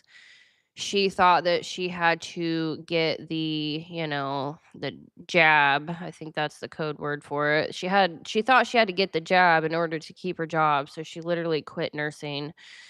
It's just, a lot of people didn't realize that there are exemptions. I'm not the type of person to personally preach. I used to be that person. When I first woke up, 2012 was like when I was like a preachy type of, trying to shake people awake, including my own father, but he did come back around. But then I realized that everyone is at their own pace. Everyone is at their own consciousness. Everyone has their own path. And so I started being quiet. I got into fitness instead. And I just kind of if someone wanted to know, I speak at people at their own level. I let people talk to me first. I kind of gauge where they're at, and I will speak at that level rather than, unless they ask me. If they ask intelligent questions, I will respond accordingly. And so it's just unfortunate that people didn't realize their own. I mean, it was like literally came down to law. I mean, you can't even sue the people. There's a lot of things people didn't realize that I wrote a book about all that a decade prior and got into that very deeply. So it was very sad for me to see how many people were just still unconscious in 2020. But I think, 2001, 2008, 2012, and 2020 were huge, huge times that really helped wake people up. They were definitely gates of initiation within themselves. I'll put it that way. All right, so 2021 through 2024, the magnetization cycle. So we have Saturn in Pisces, Uranus. I can't even read my own symbolism here. All right, so the magnetization cycle, 21 through 2024. So the slow slide of Pluto towards Aquarius. So we learn to conduct emotional current without fracturing. Semantic education, trauma integration, and nervous system literacy entered mainstream dialogue. So this is 2025. I'm terrible at math. 4, 3, 2, 1. Yeah, it was about 5 years I started noticing this talk amongst different, I don't know what you call it. I follow so many different people in fitness, and they teach about relationships, spirituality. I saw it in the collective in different ways. So it was about 5 years ago, and 2 years ago especially, it's ramped up. So yes, absolutely. So cultural expressions, remote work, decentralization, AI, ethics, database or debates, the field of Aquarius emerging. Yeah, 2020 definitely kicked off the remote work. Man, I do have to say, I was so disheartened. My youngest child is almost 6 years old. So I look at my youngest child as a gauge of how long ago 2020 was. She was born December of 2019. Sagittarius, help us all. So she is like my marker of when 2020 happened. And so when she was born, right before or right after she was born was when we started having the shutdowns. And so she went into preschool with everyone wearing mask over their face. And I was so upset because little children need to see people's facial expressions to grow their emotional intelligence. They need to see people speaking words in order to learn how to communicate, to learn language. I was just so upset. I would read to my child for at least 2 hours every single night to make up for people wearing masks, her teachers wearing masks during the day. It was so sad. And then my older daughter, she had to, do the home, what do you call it, the e-learning for months. I don't know. I just don't think that set us back so much in so many different ways. It set our children back, especially. And that was just so irritating to me. Sorry for that tangent. All right. So, yeah, 2020 really kicked off remote work. And then 2025, the heart coherence portal, we have the grand water trine. Venus retrograde March 1st through April 12th, Aries to Pisces. So we have a lot of the fire and water. I think I covered that pretty well. 2026 through 2028 is the triad of innovation. Pluto in Aquarius, Neptune Aries, Uranus Gemini, the elemental trinity of air and fire. Civilization becomes circuitry. Quantum internet connects minds across continents. Empathetic AI councils and resonance-based governance emerge. Work measured by contribution to harmony. Ritual neuroscience unites mysticism with psychology. And then we go from 2029 to 2030 is the diamond civilization.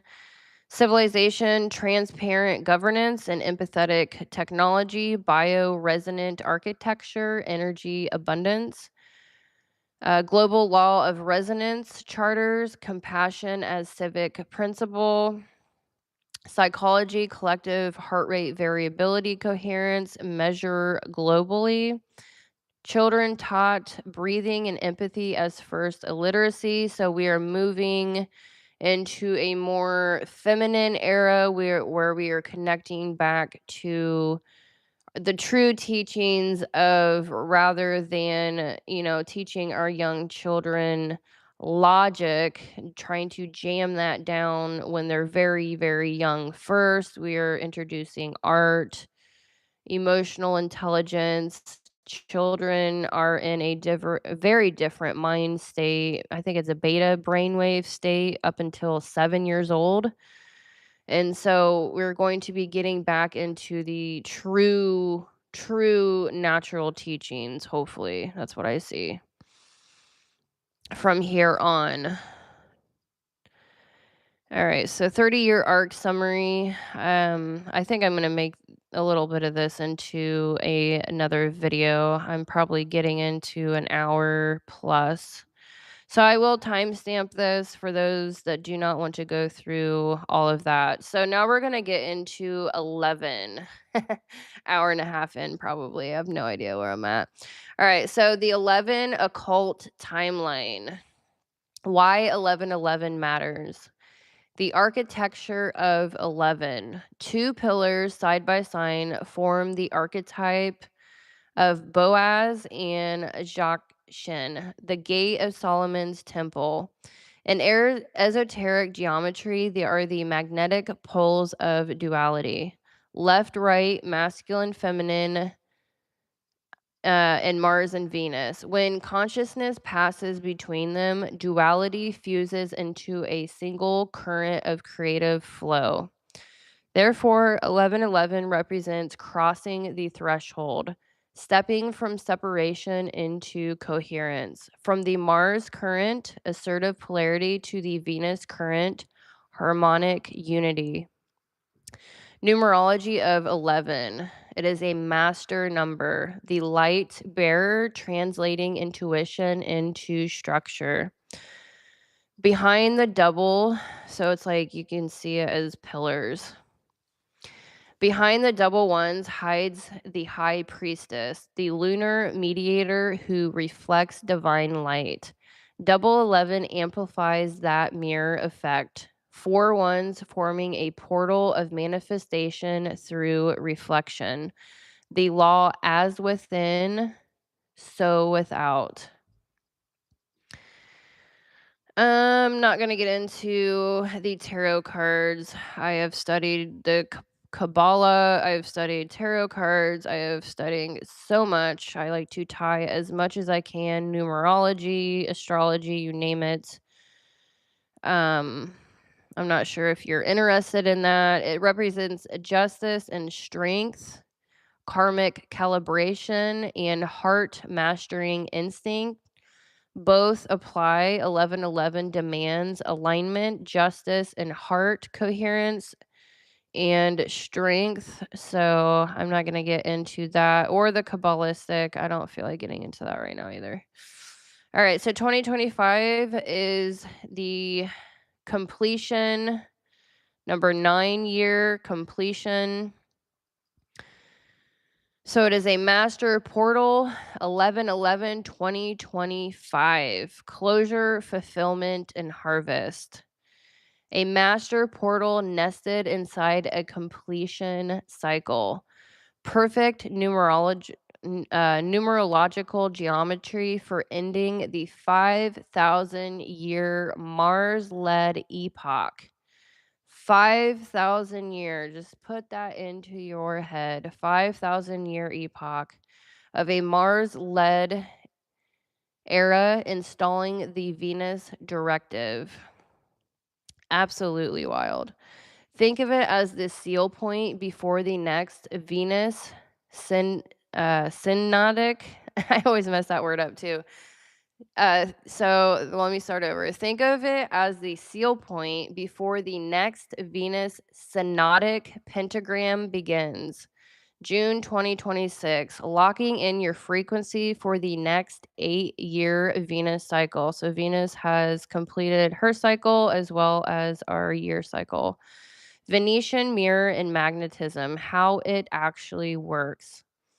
The essence of Venus governs coherence, proportion, attraction, and reciprocity.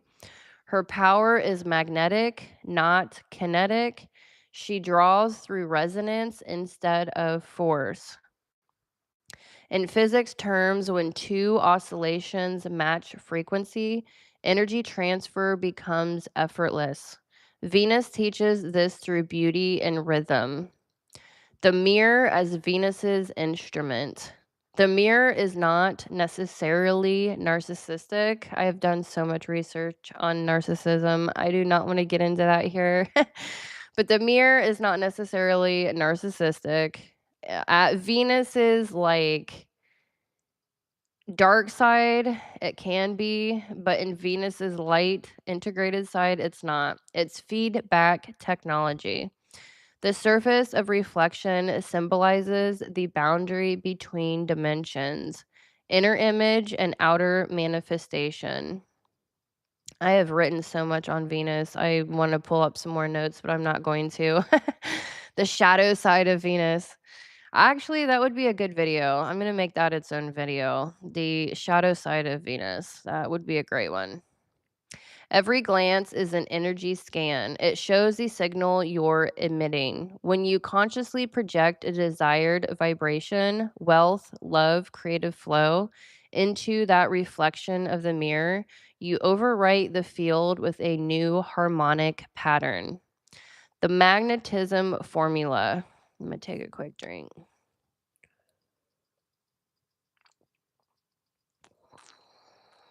Did my cat calm down? I don't know what he's doing, probably being ornery. All right, step 1 is clarity, the image. Function, define and visualize the state you want as if it's already radiant around you. Venusian principle, articulation creates geometry. Number 2 in the magnetism formula is coherence, feeling. Breathe until heart rhythm is smooth. Heart-brain coherence sets the carrier wave. Venusian principle, feeling stabilizes the field. Excuse me. Number 3 is constancy, repetition. Repeat small rituals daily. Stability keeps resonance high. Devotion magnetizes matter. Through repetition, the nervous system learns that beauty equals safety. Safety allows reception. Reception allows abundance. The Venus pentagram cycle, which was 2017 through 2025, just yet another cycle closing and another one beginning.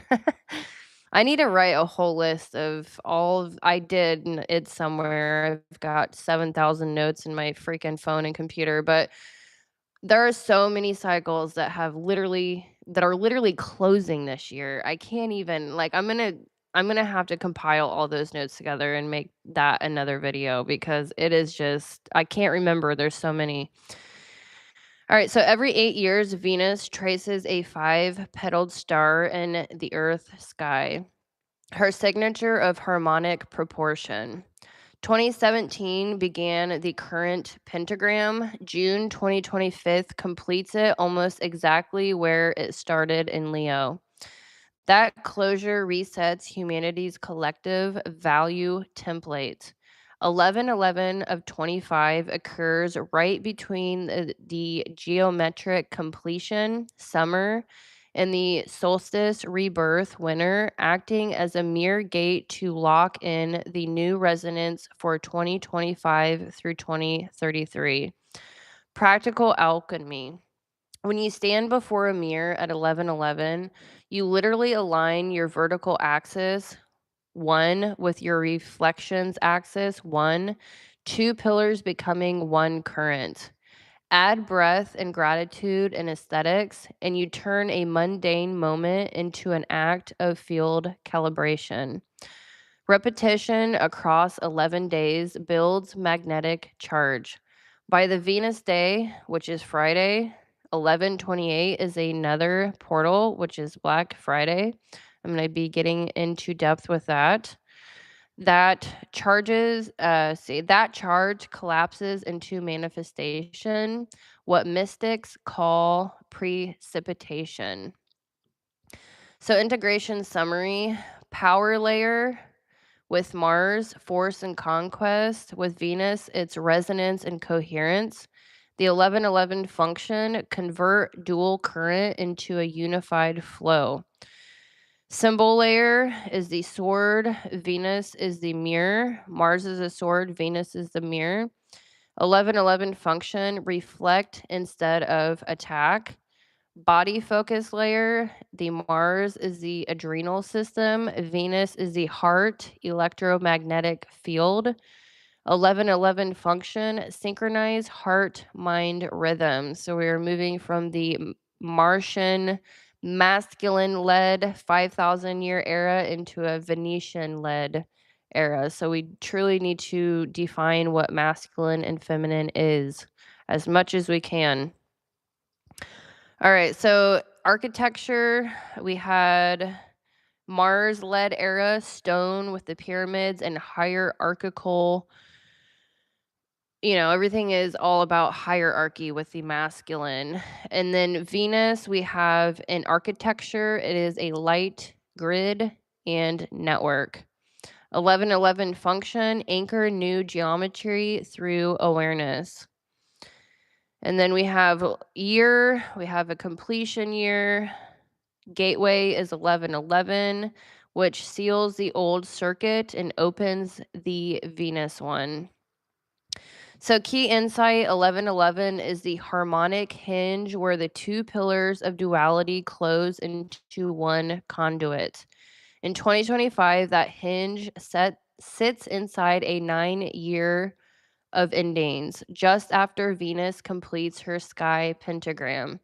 It marks the handoff from 5,000 years of Mars-driven history to the Venetian architecture of light, coherence, and prosperity. 1111 nervous system alchemy, integrating the inner masculine and feminine to live lucid and free. All right, so 1111 isn't just about numerology, it's a body event. Each one represents a neural column, left and right channels of current within ourselves, which is the sympathetic and the parasympathetic nervous system, solar and lunar. So when these two pillars balance, a third current ignites within ourself through the spine and heart. It's wild if you think about our spinal. I could show you my atlas here. I named my skeleton Atlas like back in when was that? 2014 I bought that. I bought it for studying anatomy and my fitness certifications. I got really, really deep into it. He's actually an invention. I started super gluing rubber bands on where the muscle attachments are. So half of the skeleton is filled with rubber bands that are labeled with muscle attachments, and I shared that online, and all the fitness people were like, "Oh, that's such a good idea." Yeah, it was pretty cool. I named him Atlas, and we have three-eye Atlas flying around, but if you look at the spinal column, it's a pillar in itself. It's a pillar in itself, and then you've got your nervous system branching off from that, and you've got your parasympathetic and your sympathetic systems. You know what I'm saying? Masculine and feminine. I'm going to break that down. When these two pillars balance, a third current ignites through the spine and heart, the neutral column of coherence. So, yeah, you can think of it on a nervous system level. All right, so that's what allows lucid dreaming, lucid living, and clarity in relationships. The nervous system bridge between spirit and matter. The nervous system is the instrument that interprets light into experience. When overactivated, fight or flight, we perceive through distortion, fear, craving, and defensiveness. When balanced, regulated, we perceive from the parasympathetic rest receive channel or Venetian circuitry. Integration means learning to switch gracefully between these currents instead of getting stuck in one. Practical imagery. Left pillar, the sympathetic Mars. Right pillar, parasympathetic Venus. Center channel is the coherence of the Aquarius current, the Aquarian age. When these oscillate, so you can also think of this as our center channel is the Aquarian current. We are grounding ourselves in Earth, who is also trying to rebalance herself energetically, electromagnetically. I was going somewhere with this. It was good. So our center channel, the Aquarian current, we have to constantly remind ourselves to ground ourselves in this Taurus Scorpio axis. You can break that down as Taurus, Venetian, our embodiment of balancing the masculine and feminine, the left pillar and the right pillar. So when these oscillate in rhythm, consciousness stabilizes enough to explore these subtle worlds lucidly. I will explain that.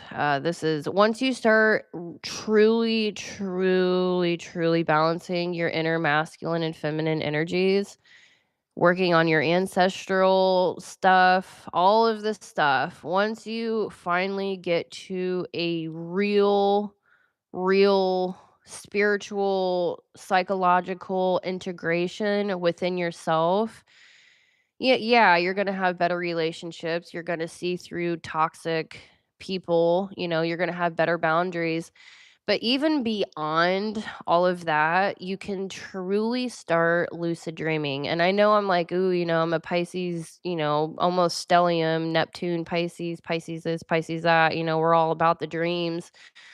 Um, but lucid dreaming is, I can't even explain to you how that in itself, like geniuses would lucid dream and come up with their ideas and astral travel and all of the it's real. It's truly real stuff. If you can actually get to that point, oh my gosh, I can't even explain it. It's just so amazing. It helps so much with your own psyche and your own bringing your own dreams into reality. Lucid dreaming is something that you can't, it's not only about lucid dreaming, it's about lucid living, pulling what you want, seeding your current timeline with what your dreams are of the future.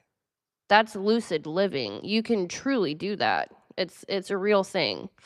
Mina Arfan talks about that better. I need to articulate myself better in a coherent way with that. This is, I've made leaps and bounds this year, but I mean, I'm going to keep doing this and I'll be able to articulate it. I'm like in the thick of it right now.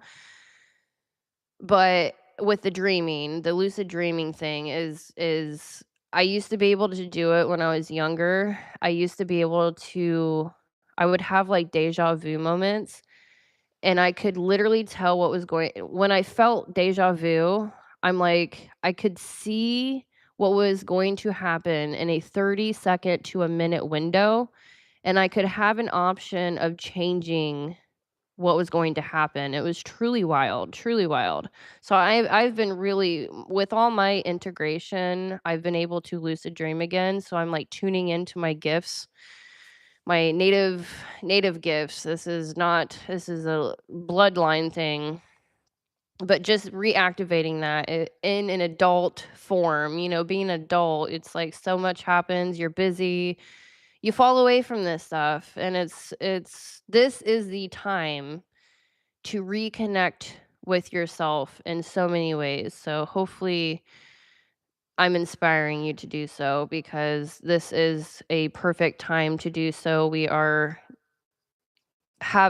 have help from the astral bodies, from Three Eye Atlas probably, who knows. Just energetically, now is the time. If you want to work on that, I can guarantee that you're going to have results. Regardless of what's going on in your life, set an intention, just set the intention and then follow through. Just do it 7 to 11 days straight. Just do it. You're going to make leaps and bounds, I promise you. All right, so inner masculine and feminine integration. Masculine current, focus, direction, boundary, electric output. Feminine current, receptivity, intuition, magnetic intake. Most people identify with one and suppress the other, which creates internal war and external repetition of toxic dynamics. All right, so integration practice for tuning in with your own masculine and feminine. Breathe as dialogue. Inhale, masculine active intake. Exhale, feminine release. Feel both sides of the breath equally. Movement and stillness. Alternate structured action, writing and training with fluid art, music, and dancing. Witnessing emotions without judgment. The inner masculine's role is to hold space. The feminine's role is to reveal. So a good way is to just even write a list of masculine and feminine traits and start witnessing your own self perform those. So just bring it into your conscious awareness of what masculine traits and then what feminine traits are. And then start witnessing that in yourself. That is a good way to start tuning into your own masculine and feminine. When those qualities unite inside, you stop seeking their completion through other people's chaos. That's the nervous system remembering safety from within.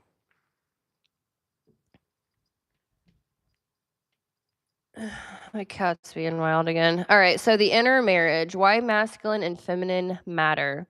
Every psyche contains both poles masculine structure, clarity, direction, linear thought, and outward expression. Feminine is receptivity, intuition, emotion, cyclical perception, and inward listening. In Jungian language, these are the anima, the inner feminine of a man or masculine identified person, and the animus, the inner masculine of a woman or feminine identified person. They are not genders, but psychic forces. When separated or repressed, we live half light. Over identified with masculine, constant doing, burnout, and emotional distance. Over identified with the feminine, overwhelm, indecision, lack of containment.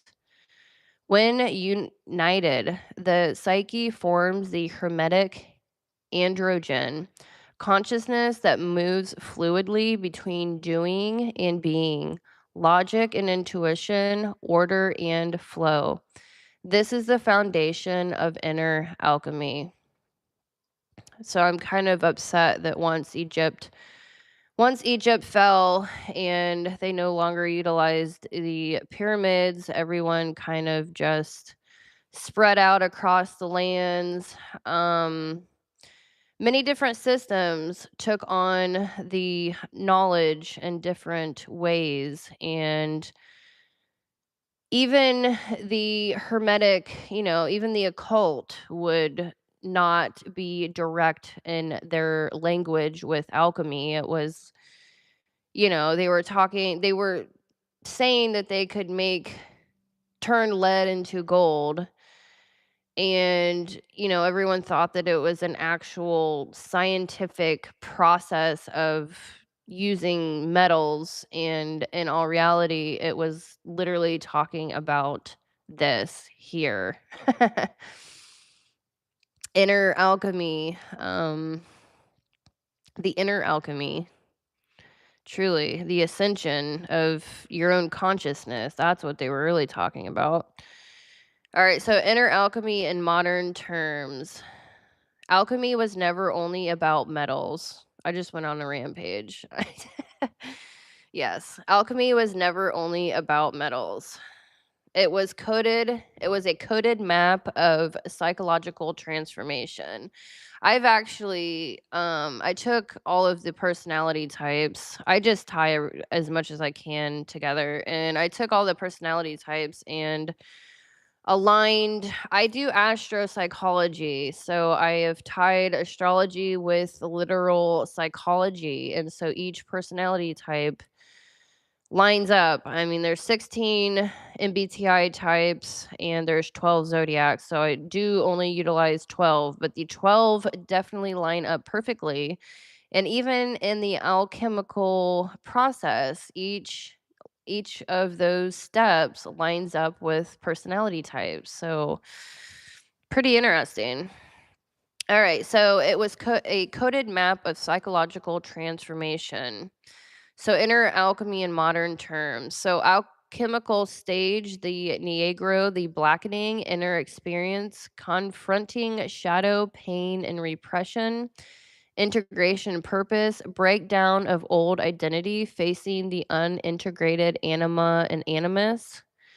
So I certainly get very deep into the ego, subconscious, unconscious, and superego. So we are talking about ego right now, integrating our ego, understanding how we um reflecting on how we express ourselves in our masculine and feminine. We all have both energies within ourselves, and it is on a spectrum.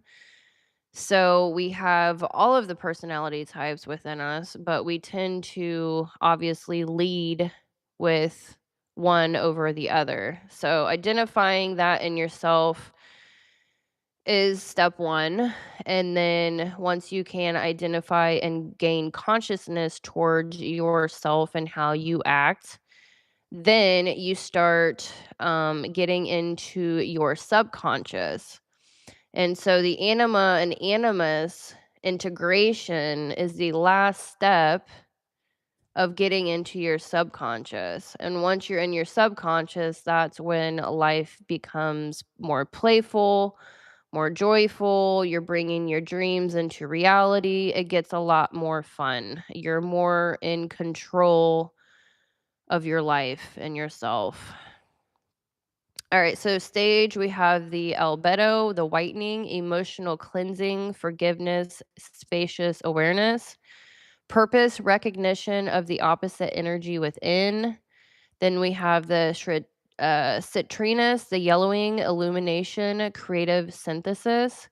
Masculine and feminine begin to cooperate. And then we have the rubedo, a reddening, embodiment, joy, creative power, and service. The inner marriage, the philosopher's stone, realized in the nervous system. Integration, pure, true integration of the masculine and feminine within yourself. The fire of consciousness refines emotion into clarity, clarity into love, and love into wisdom. The nervous system as the crucible. The body is the alchemical vessel. The sympathetic nervous system, fight and flight, carries the solar masculine current. The parasympathetic system represents rest and receiving and carries the lunar feminine. Integration happens when the two oscillate rhythmically, not dominance of one over the other, but co regulation. So the practice alternate nostril breathing, balances hemispheres and currents. I honestly have been using both hands. I don't know. Like I didn't even necessarily consciously. This is something that's come up for me. I have been consciously working on my masculine and feminine energies for multiple years now.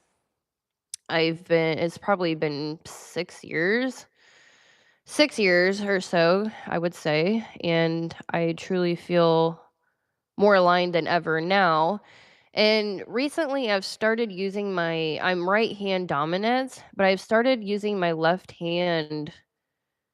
Like, it's not even something, I just started doing it and it was easy. Kind of weird. I don't know if anyone else has experienced that. But you can alternate nostril breathing. You can alternate using both hands. That helps integrate the left and right hemispheres of your brains and currents. Grounded movement, then stillness. 5 minutes of deliberate action, followed by 5 minutes of open awareness. And then heart coherence breath. Inhale into your heart, the solar input. Exhale, soft light outward, lunar input. Each repetition literally rewires the vagus nerve to interpret safety and connection as normal, which opens the doorway to the subconscious. So now we are not only consciously aware of the masculine and feminine, how it's playing out for you. Now we are embodying it through ritualistic practice, intentional body movement and rest. So that is the next step. The subconscious as the creative womb. The subconscious is the feminine aspect of the mind. The moon. You see the moon back there? The moon. The masculine sun, the feminine moon. The moon sign in your birth chart represents your subconscious, by the way. Should I go down that list? I won't. I can, but I won't.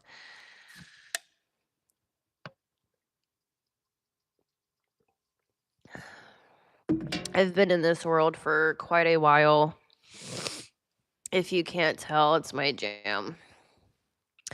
All right, so where was I? The subconscious is the feminine aspect of mind, the fertile darkness where images gestate.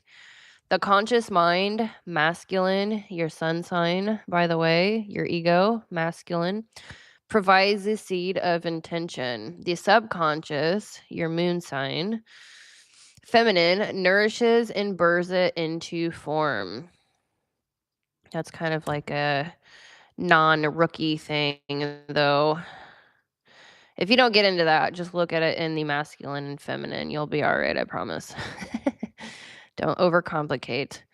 So when the masculine is too dominant, it keeps planting seeds. Without tending soil, ideas never manifest. When the feminine dominates, the garden overgrows. Vision without form. Balanced union equals intention, imagination, and trust, which equals manifestation. So another way to look at it is the masculine is the container, and the feminine is the flow, the water. Lucid dreaming and spontaneous inspiration are signs that the inner marriage is working. The two minds are finally communicating.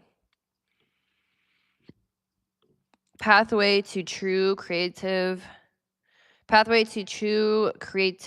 and happiness.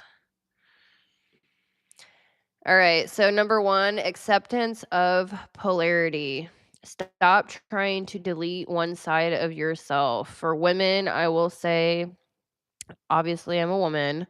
I'm a very masculine woman by nature and by nurture. And so for the longest time, I was fine. I was totally fine. And then my romantic relationships is what really woke me up to this masculine feminine thing. I'm like very masculine. I tend to attract emotionally feminine men that look very masculine. And that was definitely a huge wake up for me many years ago. And then I was like, okay, well, I'm very masculine. Is that, I thought that that was very unhealthy, but then I'm sitting here like, wait a minute, I'm, you know, very responsible. I take care of many people. That's not toxic. That's healthy. I'm a healthy masculine. So don't hate your masculine energy. Don't hate your whatever energy you think that you're dominant in. Don't hate on yourself. Don't try deleting one side of yourself. It's accept the polarity. Huge step. Creativity begins in tension. Number 2, dialogue with the opposite. Journal or meditate as if meeting your inner counterpart. Ask what it needs from you. Number 3, emotional transmutation. When anger or grief appears, breathe it down through the spine. Let it become fuel rather than blockage. My emotional transmutation was through bodybuilding for 12 years straight, hardcore. I have so much fire in myself. My Mars ruled chart is in Taurus, and I took that into bodybuilding. I definitely don't exactly suggest that, but that is how I fueled anger. And now I don't even really feel anger. I feel my emotions in my creative work. Absolutely. This business, it used to be bodybuilding, now it's writing books and doing lectures. So fueling your emotional, your negative emotions, transmuting that into a more, just fueling that through your body into a creative outlet is a good way. Embodied expression, turn insights into art. design, movement, or service. Expression completes the alchemical circuit. And finally, devotional joy. The natural byproduct of integration is serenity. Happiness not as excitement, but as peaceful radiance. The Venus Aquarius connection. In the Venusian age of Aquarius, this integration becomes collective. Venus supplies magnetism, love, and aesthetics. Aquarius supplies frequency and networks, mind, innovation. Together, they describe humanity learning to co create reality through coherence rather than competition. Each person who balances their inner currents becomes a node of equilibrium in the planetary field, part of the living light grid. So, closing thought here, the union of the inner masculine and feminine is the philosopher's stone of the soul. It turns conflict into creativity, instinct into intuition, and desire into love. When the heart becomes the vessel of that marriage, happiness ceases to be a chase. It becomes the natural fragrance of being whole. All right. I'm on page 42 and I have 20 pages left at least. All right, probably at 2 hours. I'm not sure.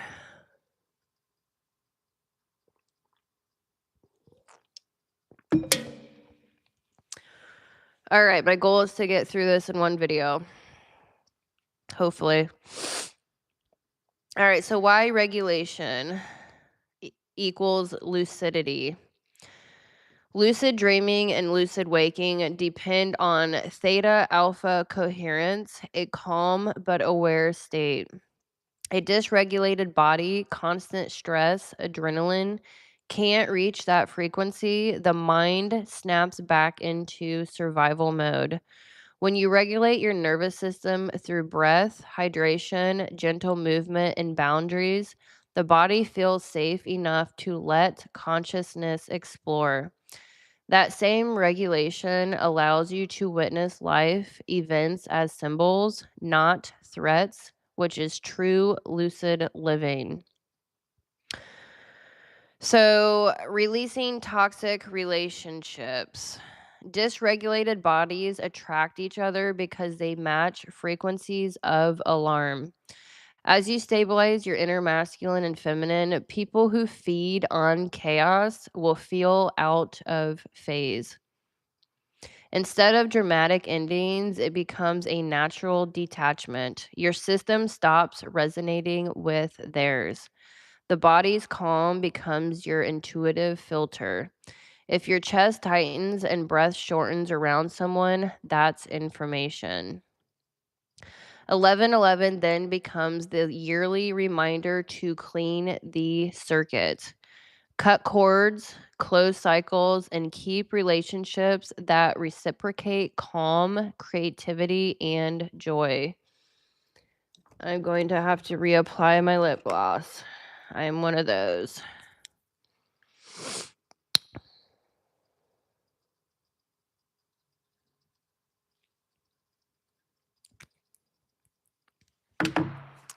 All right, I feel better.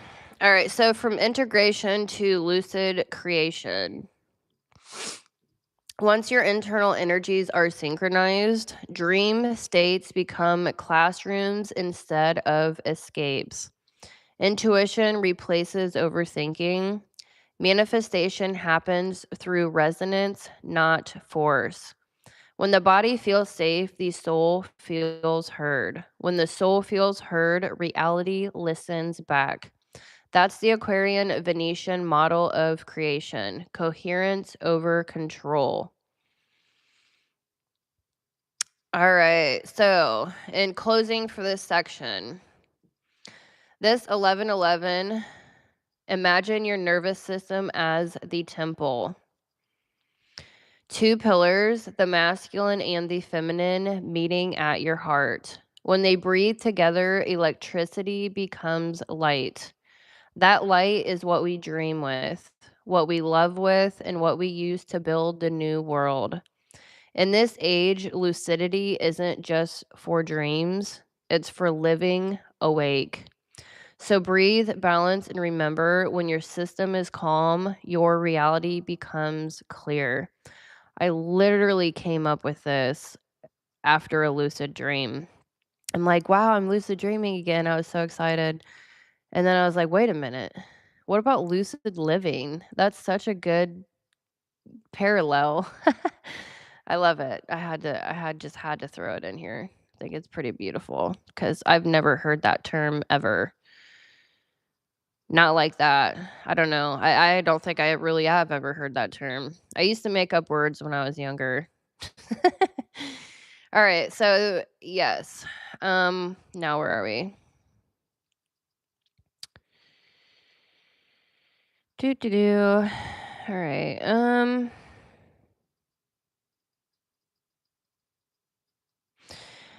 All right. So I went into, let's see, where are we going? All right. So the question now becomes, why did we fall away from these teachings? Why are we in 2025 and just now thinking about the masculine and feminine? Depending on your own journey. I've been thinking about this for the last 5 years, 6 years. A lot of us are just now thinking about the masculine and feminine. So why? The historical split.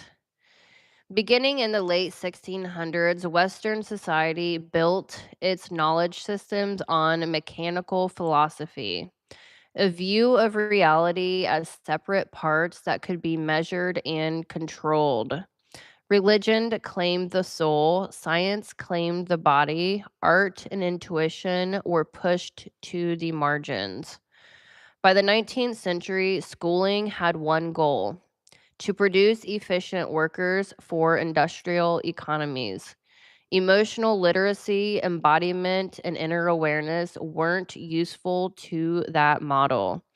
So, curricula trained the left hemisphere: logic, categorization, production, while intuition, emotional intelligence, and self regulation were considered private or even unscientific.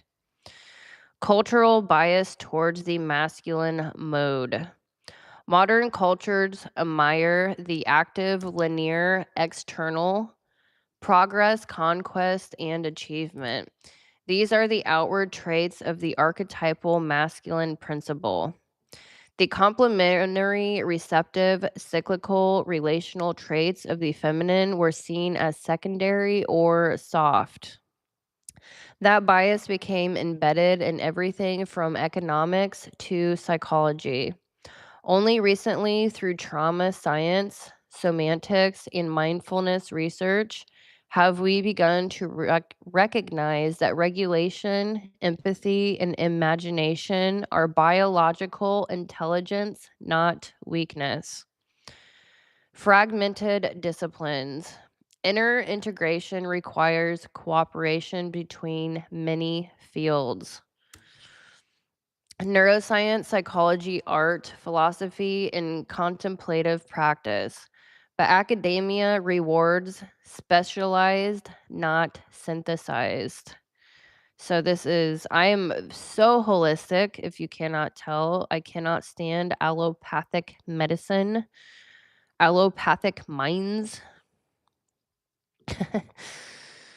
So no single institution. It's like, allopathic medicine, it gets so specialized. They're compartmentalized. It's like the freaking CIA. They're just compartmentalized with specialized information. Here, it's in a bottle, it's compartmentalized, and then they don't communicate amongst each other. And at the end of the day, the patient isn't even cared for. Drives me nuts. All right, so no single institution. I'm about to get comfortable. Oh gosh. So no single institution teaches the whole human system. My electric blanket's still going. It's amazing. Such a good idea in this 27-degree weather. All right, so but academia rewards specialization, not synthesis. So no single institution teaches the whole human system. People learn pieces in isolation. Therapy for mind, yoga for body, religion for spirit, without the unifying thread. For inner power, fear of inner power. Societies built on external authority rarely encourages citizens to discover inner authority. Doesn't that just make you giggle? True integration makes a person less controllable. Calm, intuitive, self-directed. Throughout history, such knowledge was kept in mystery schools or initiatory lineages because it produced individuals who could think and feel for themselves. In the modern age, the same process simply got lost amid industrial noise, not deliberately suppressed exactly, so much as forgotten. It is a mixture of both. Especially if you get deep. You get deep in religion, it's wild. All right, so the re-emergence. Now the pendulum is swinging back. Neuroscience validates heart-brain coherence. Therapists teach somatic grounding in parts work. Educators explore social emotional learning. Spiritual teachers translate the old alchemical language into psychology. In effect, humanity is beginning to remember the Venusian Aquarian principle: knowledge plus empathy, data plus resonance. Why it matters now. Because the global system is moving from force-based efficiency with Mars to frequency-based coherence with the Venus Aquarius energy, integration is not luxury, it's survival skill. People who can harmonize, and I would even go as far to say adaptability. People who can harmonize inner masculine and feminine energy can regulate their own nervous system, collaborate without dominance, and create rather than compete. This is exactly the consciousness needed for the next cultural phase. So, in essence, modern education trained minds to operate machines. It never taught hearts to operate consciousness. The integration process is returning because the next age demands whole humans, not half developed specialists. The body's the body's reminder. Yet the body never forgot. Inside the spine run two main currents: the sympathetic, the spark of action, and the parasympathetic, the tide of rest. When they move in rhythm, we feel grounded and inspired at once. When one dominates, we swing between burnout and collapse. Integration begins here in the nervous system. Every breath is a reunion. Inhale the solar current and exhale the lunar release. When breath, body, and awareness align, the old marriage is renewed. The world is changing again. Data alone can't heal us. Speed alone cannot sustain us. We're being called to bring heart back into mind, to rebuild the lost bridge. This is the beginning of inner alchemy. Recognize both forces within you. Let the body become your compass. Learn to feel before you act, and act from what you feel. When you do, creativity stops being something you chase. It becomes the natural current of a regulated, unified system. All right. Let's see how deep I want to get into this. I have a lot of, daily practices to do. I think I'm gonna turn a lot of this into, like, an ebook, like I don't know, into an ebook, depending on how big it is.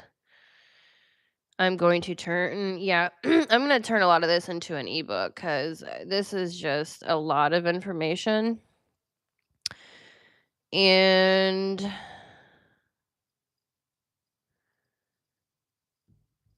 I am not going to go through all of the practices here. Let me see. Got about 10 more pages of notes to go through.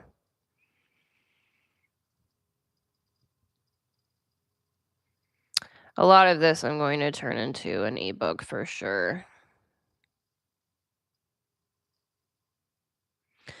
I got pretty deep into lucid dreaming,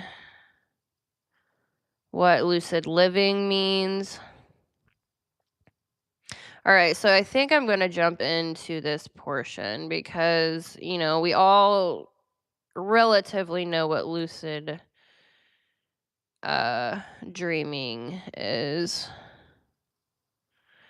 All right, lucid living, what it really means. To live lucidly is to sense your own state before reacting. The regulated body becomes a clear lens. Thought and feeling pass through without distortion. From that clarity, respond instead of repeat. Every conversation, every direction becomes an act of creation. You are no longer sleepwalking through inherited patterns. You're composing the score of your day. Relationships as mirrors. Relationships are the sacred mirrors of your inner union. When your masculine and feminine cooperate, you attract others who harmonize, not dramatize. Old dynamics build on or rescue. Adrenaline or rescue. They lose their charge because your body no longer vibrates at survival speed. Instead of seeking completion, you share overflow. Instead of control or dependence, you co create. Connection becomes a frequency match, not a transaction. Boundaries and freedoms. True boundaries aren't walls, they're rhythms. The inner masculine says no with clarity. The inner feminine says yes with trust. Together, they shape a field where intimacy feels safe and purpose feels possible. This rhythm also guides creative work, effort followed by rest, structure followed by flow. Living in cycles keeps the nervous system resilient and joy sustainable. So, when you live from integration, purpose stops being a destination. It's the natural radiance of balance. Your creativity, kindness, and work become one gesture of the same coherence. Each calm, connected human becomes a node in the collective light grid, quietly stabilizing the world around them. Integration is the philosopher's stone hidden in plain sight. It turns conflict into clarity, emotion into wisdom, and relationship into art. Keep breathing the two pillars as one. Keep listening to your dreams, acting from your heart, and honoring balance. This is lucid living. This is the embodied Venusian age, beauty expressed as everyday awareness. All right, so I think I might make this into a new video tomorrow. Let me think. I think I might want to put this in here. Tomorrow is 11/11. All right, so I am going to put this in here because it's the Venus Wealth Mirror sequence. So this is a practice for 11/11 through 11/28, which is Black Friday. The Venetian Black Friday. Ah, Lord. All right, so purpose. Close the old Mars-driven pattern of overexertion and open a Venus-style wealth pattern based on a resonance and receptivity. All right, so we are doing a preparation on 11/11, or today, I'm sorry, 11/10. All right, so declutter, daily focus. So the focus today, declutter value channels.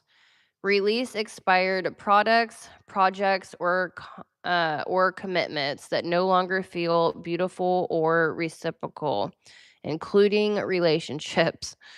Rebeautify your environment. Venus magic begins with aesthetics, scent, light, music, candles, flowers. Financial grounding, review accounts, list active income streams, and affirm that money is a mirror of self value, not proof of worth. Choose your mirror object: a hand mirror, polished copper, or your device camera. Consecrate it by wiping it clean in salt water, then rose water. So, your phrase for your intention: one sentence beginning with I reflect. For example, I reflect abundance through creativity and ease. All right, so mirror activation.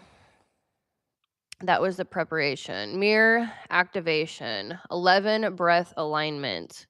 Inhale to heart, exhale through crown. Count to 11 both ways. Mirror gaze. Look softly into your eyes, especially your left eye, which is the receptive channel. Affirmation mantra. Speak your intention 3 times. Magnetism seal. Trace a small 5-petaled star on the mirror surface or your heart. Offer of beauty. One small action each day that beautifies your life or work.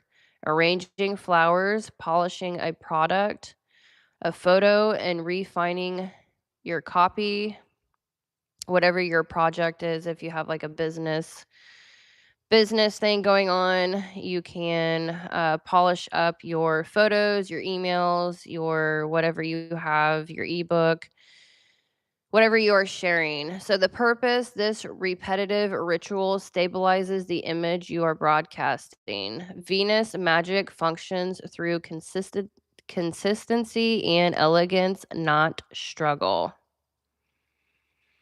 So do that from now until 11/27.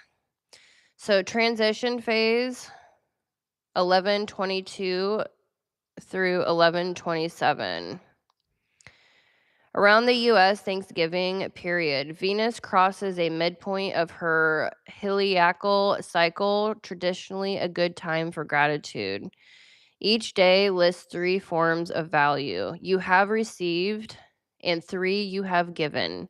It trains the nervous system to register circulation rather than scarcity. Begin preparing any public expression. So launch, sale, artistic release, you will unveil on Venus Friday. I'm also going to put this in the ebook. All right, so Black Friday, Venus Wealth Day.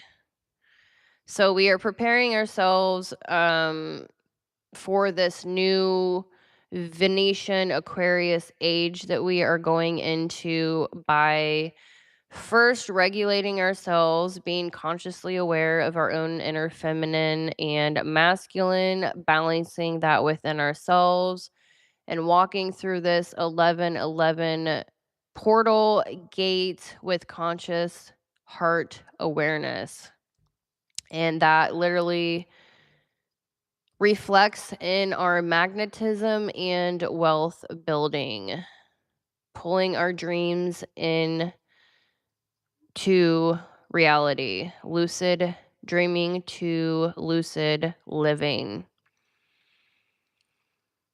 All right, so I'm going to actually throw all of that into an ebook. I think that's good for now because that is the 11/11 gate. I'm going to make the 11/28 Black Friday into its own video. So I will pick that up in that video. So, esoteric key 1111 opens the mirror gate. Black Friday closes it with manifesting beauty. The two dates from a mini cycle of reflection, expression, echoing the Venus descent and return. Each person who maintains coherence during that window adds one more node to the planetary light grid of harmony and value. So this is certainly an individual effort, which equals collective effort. So the symbol, the 1111, is the gateway, what it represents, awareness of alignment, seeing yourself as the bridge between opposites, everyday expression, pause for heart, mind coherence, make choices from balance instead of reaction. The Venus Black Friday, we have what it represents, reciprocity, creativity, value through connection, everyday expression, beautify your surroundings, create from joy, give value openly, and receive graciously. Age of Aquarius, networked intelligence, collective light grid, collaborate, share information, and build supportive communities. The idea is that the portal isn't just one day, it's a state of resonance you return to repeatedly. But it's a good place to start, the 1111 portal. And then taking that into the rest of your life, hopefully. You know, this is a lifelong integration. This is a lifelong journey. You got to put one foot in front of the other, and a perfect time is to start now. All right, so I think I'm going to cap this off. What page am I on? 60? I think I only have a couple more to go.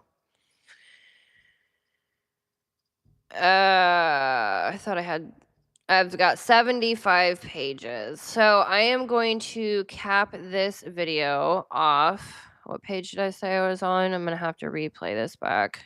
60? All right, so I've got multiple 10, 15, 20 pages left. So I'm going to cap this video here. I think I got a lot of information. Hopefully you picked up some gems. I deeply, deeply appreciate you being here. Please like and subscribe. You can check out my ebooks. I would love to hear from you. You can email me if you have questions.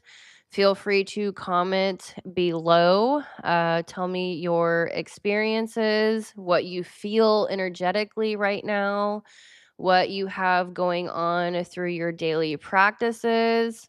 I've bought myself flowers. The red and yellow are very representational of the Venusian energy currently. I certainly love candles.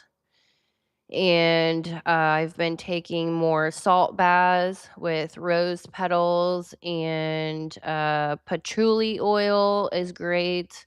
I've bought candles that smell like amber, and I love driftwood, so I've got a lot of good smells going on as well. I had to put on my sparkly jacket. You know, I'm very Venetian myself, so hopefully you'll learn something. I will certainly turn the like 10 pages that I skipped through. A lot of that was practices, daily practices that you can do to integrate this Venetian energy from here on out. And so look for that. I will end up posting that in the description below, as well as the next video. I'm going to tie the next video from 11/11 into the Black Friday. I'm going to break down Black Friday, what that means psychologically, collectively, you know, within the occult, you name it, every system. So, anyways, thank you so very much for your time, and I will see you in the next video.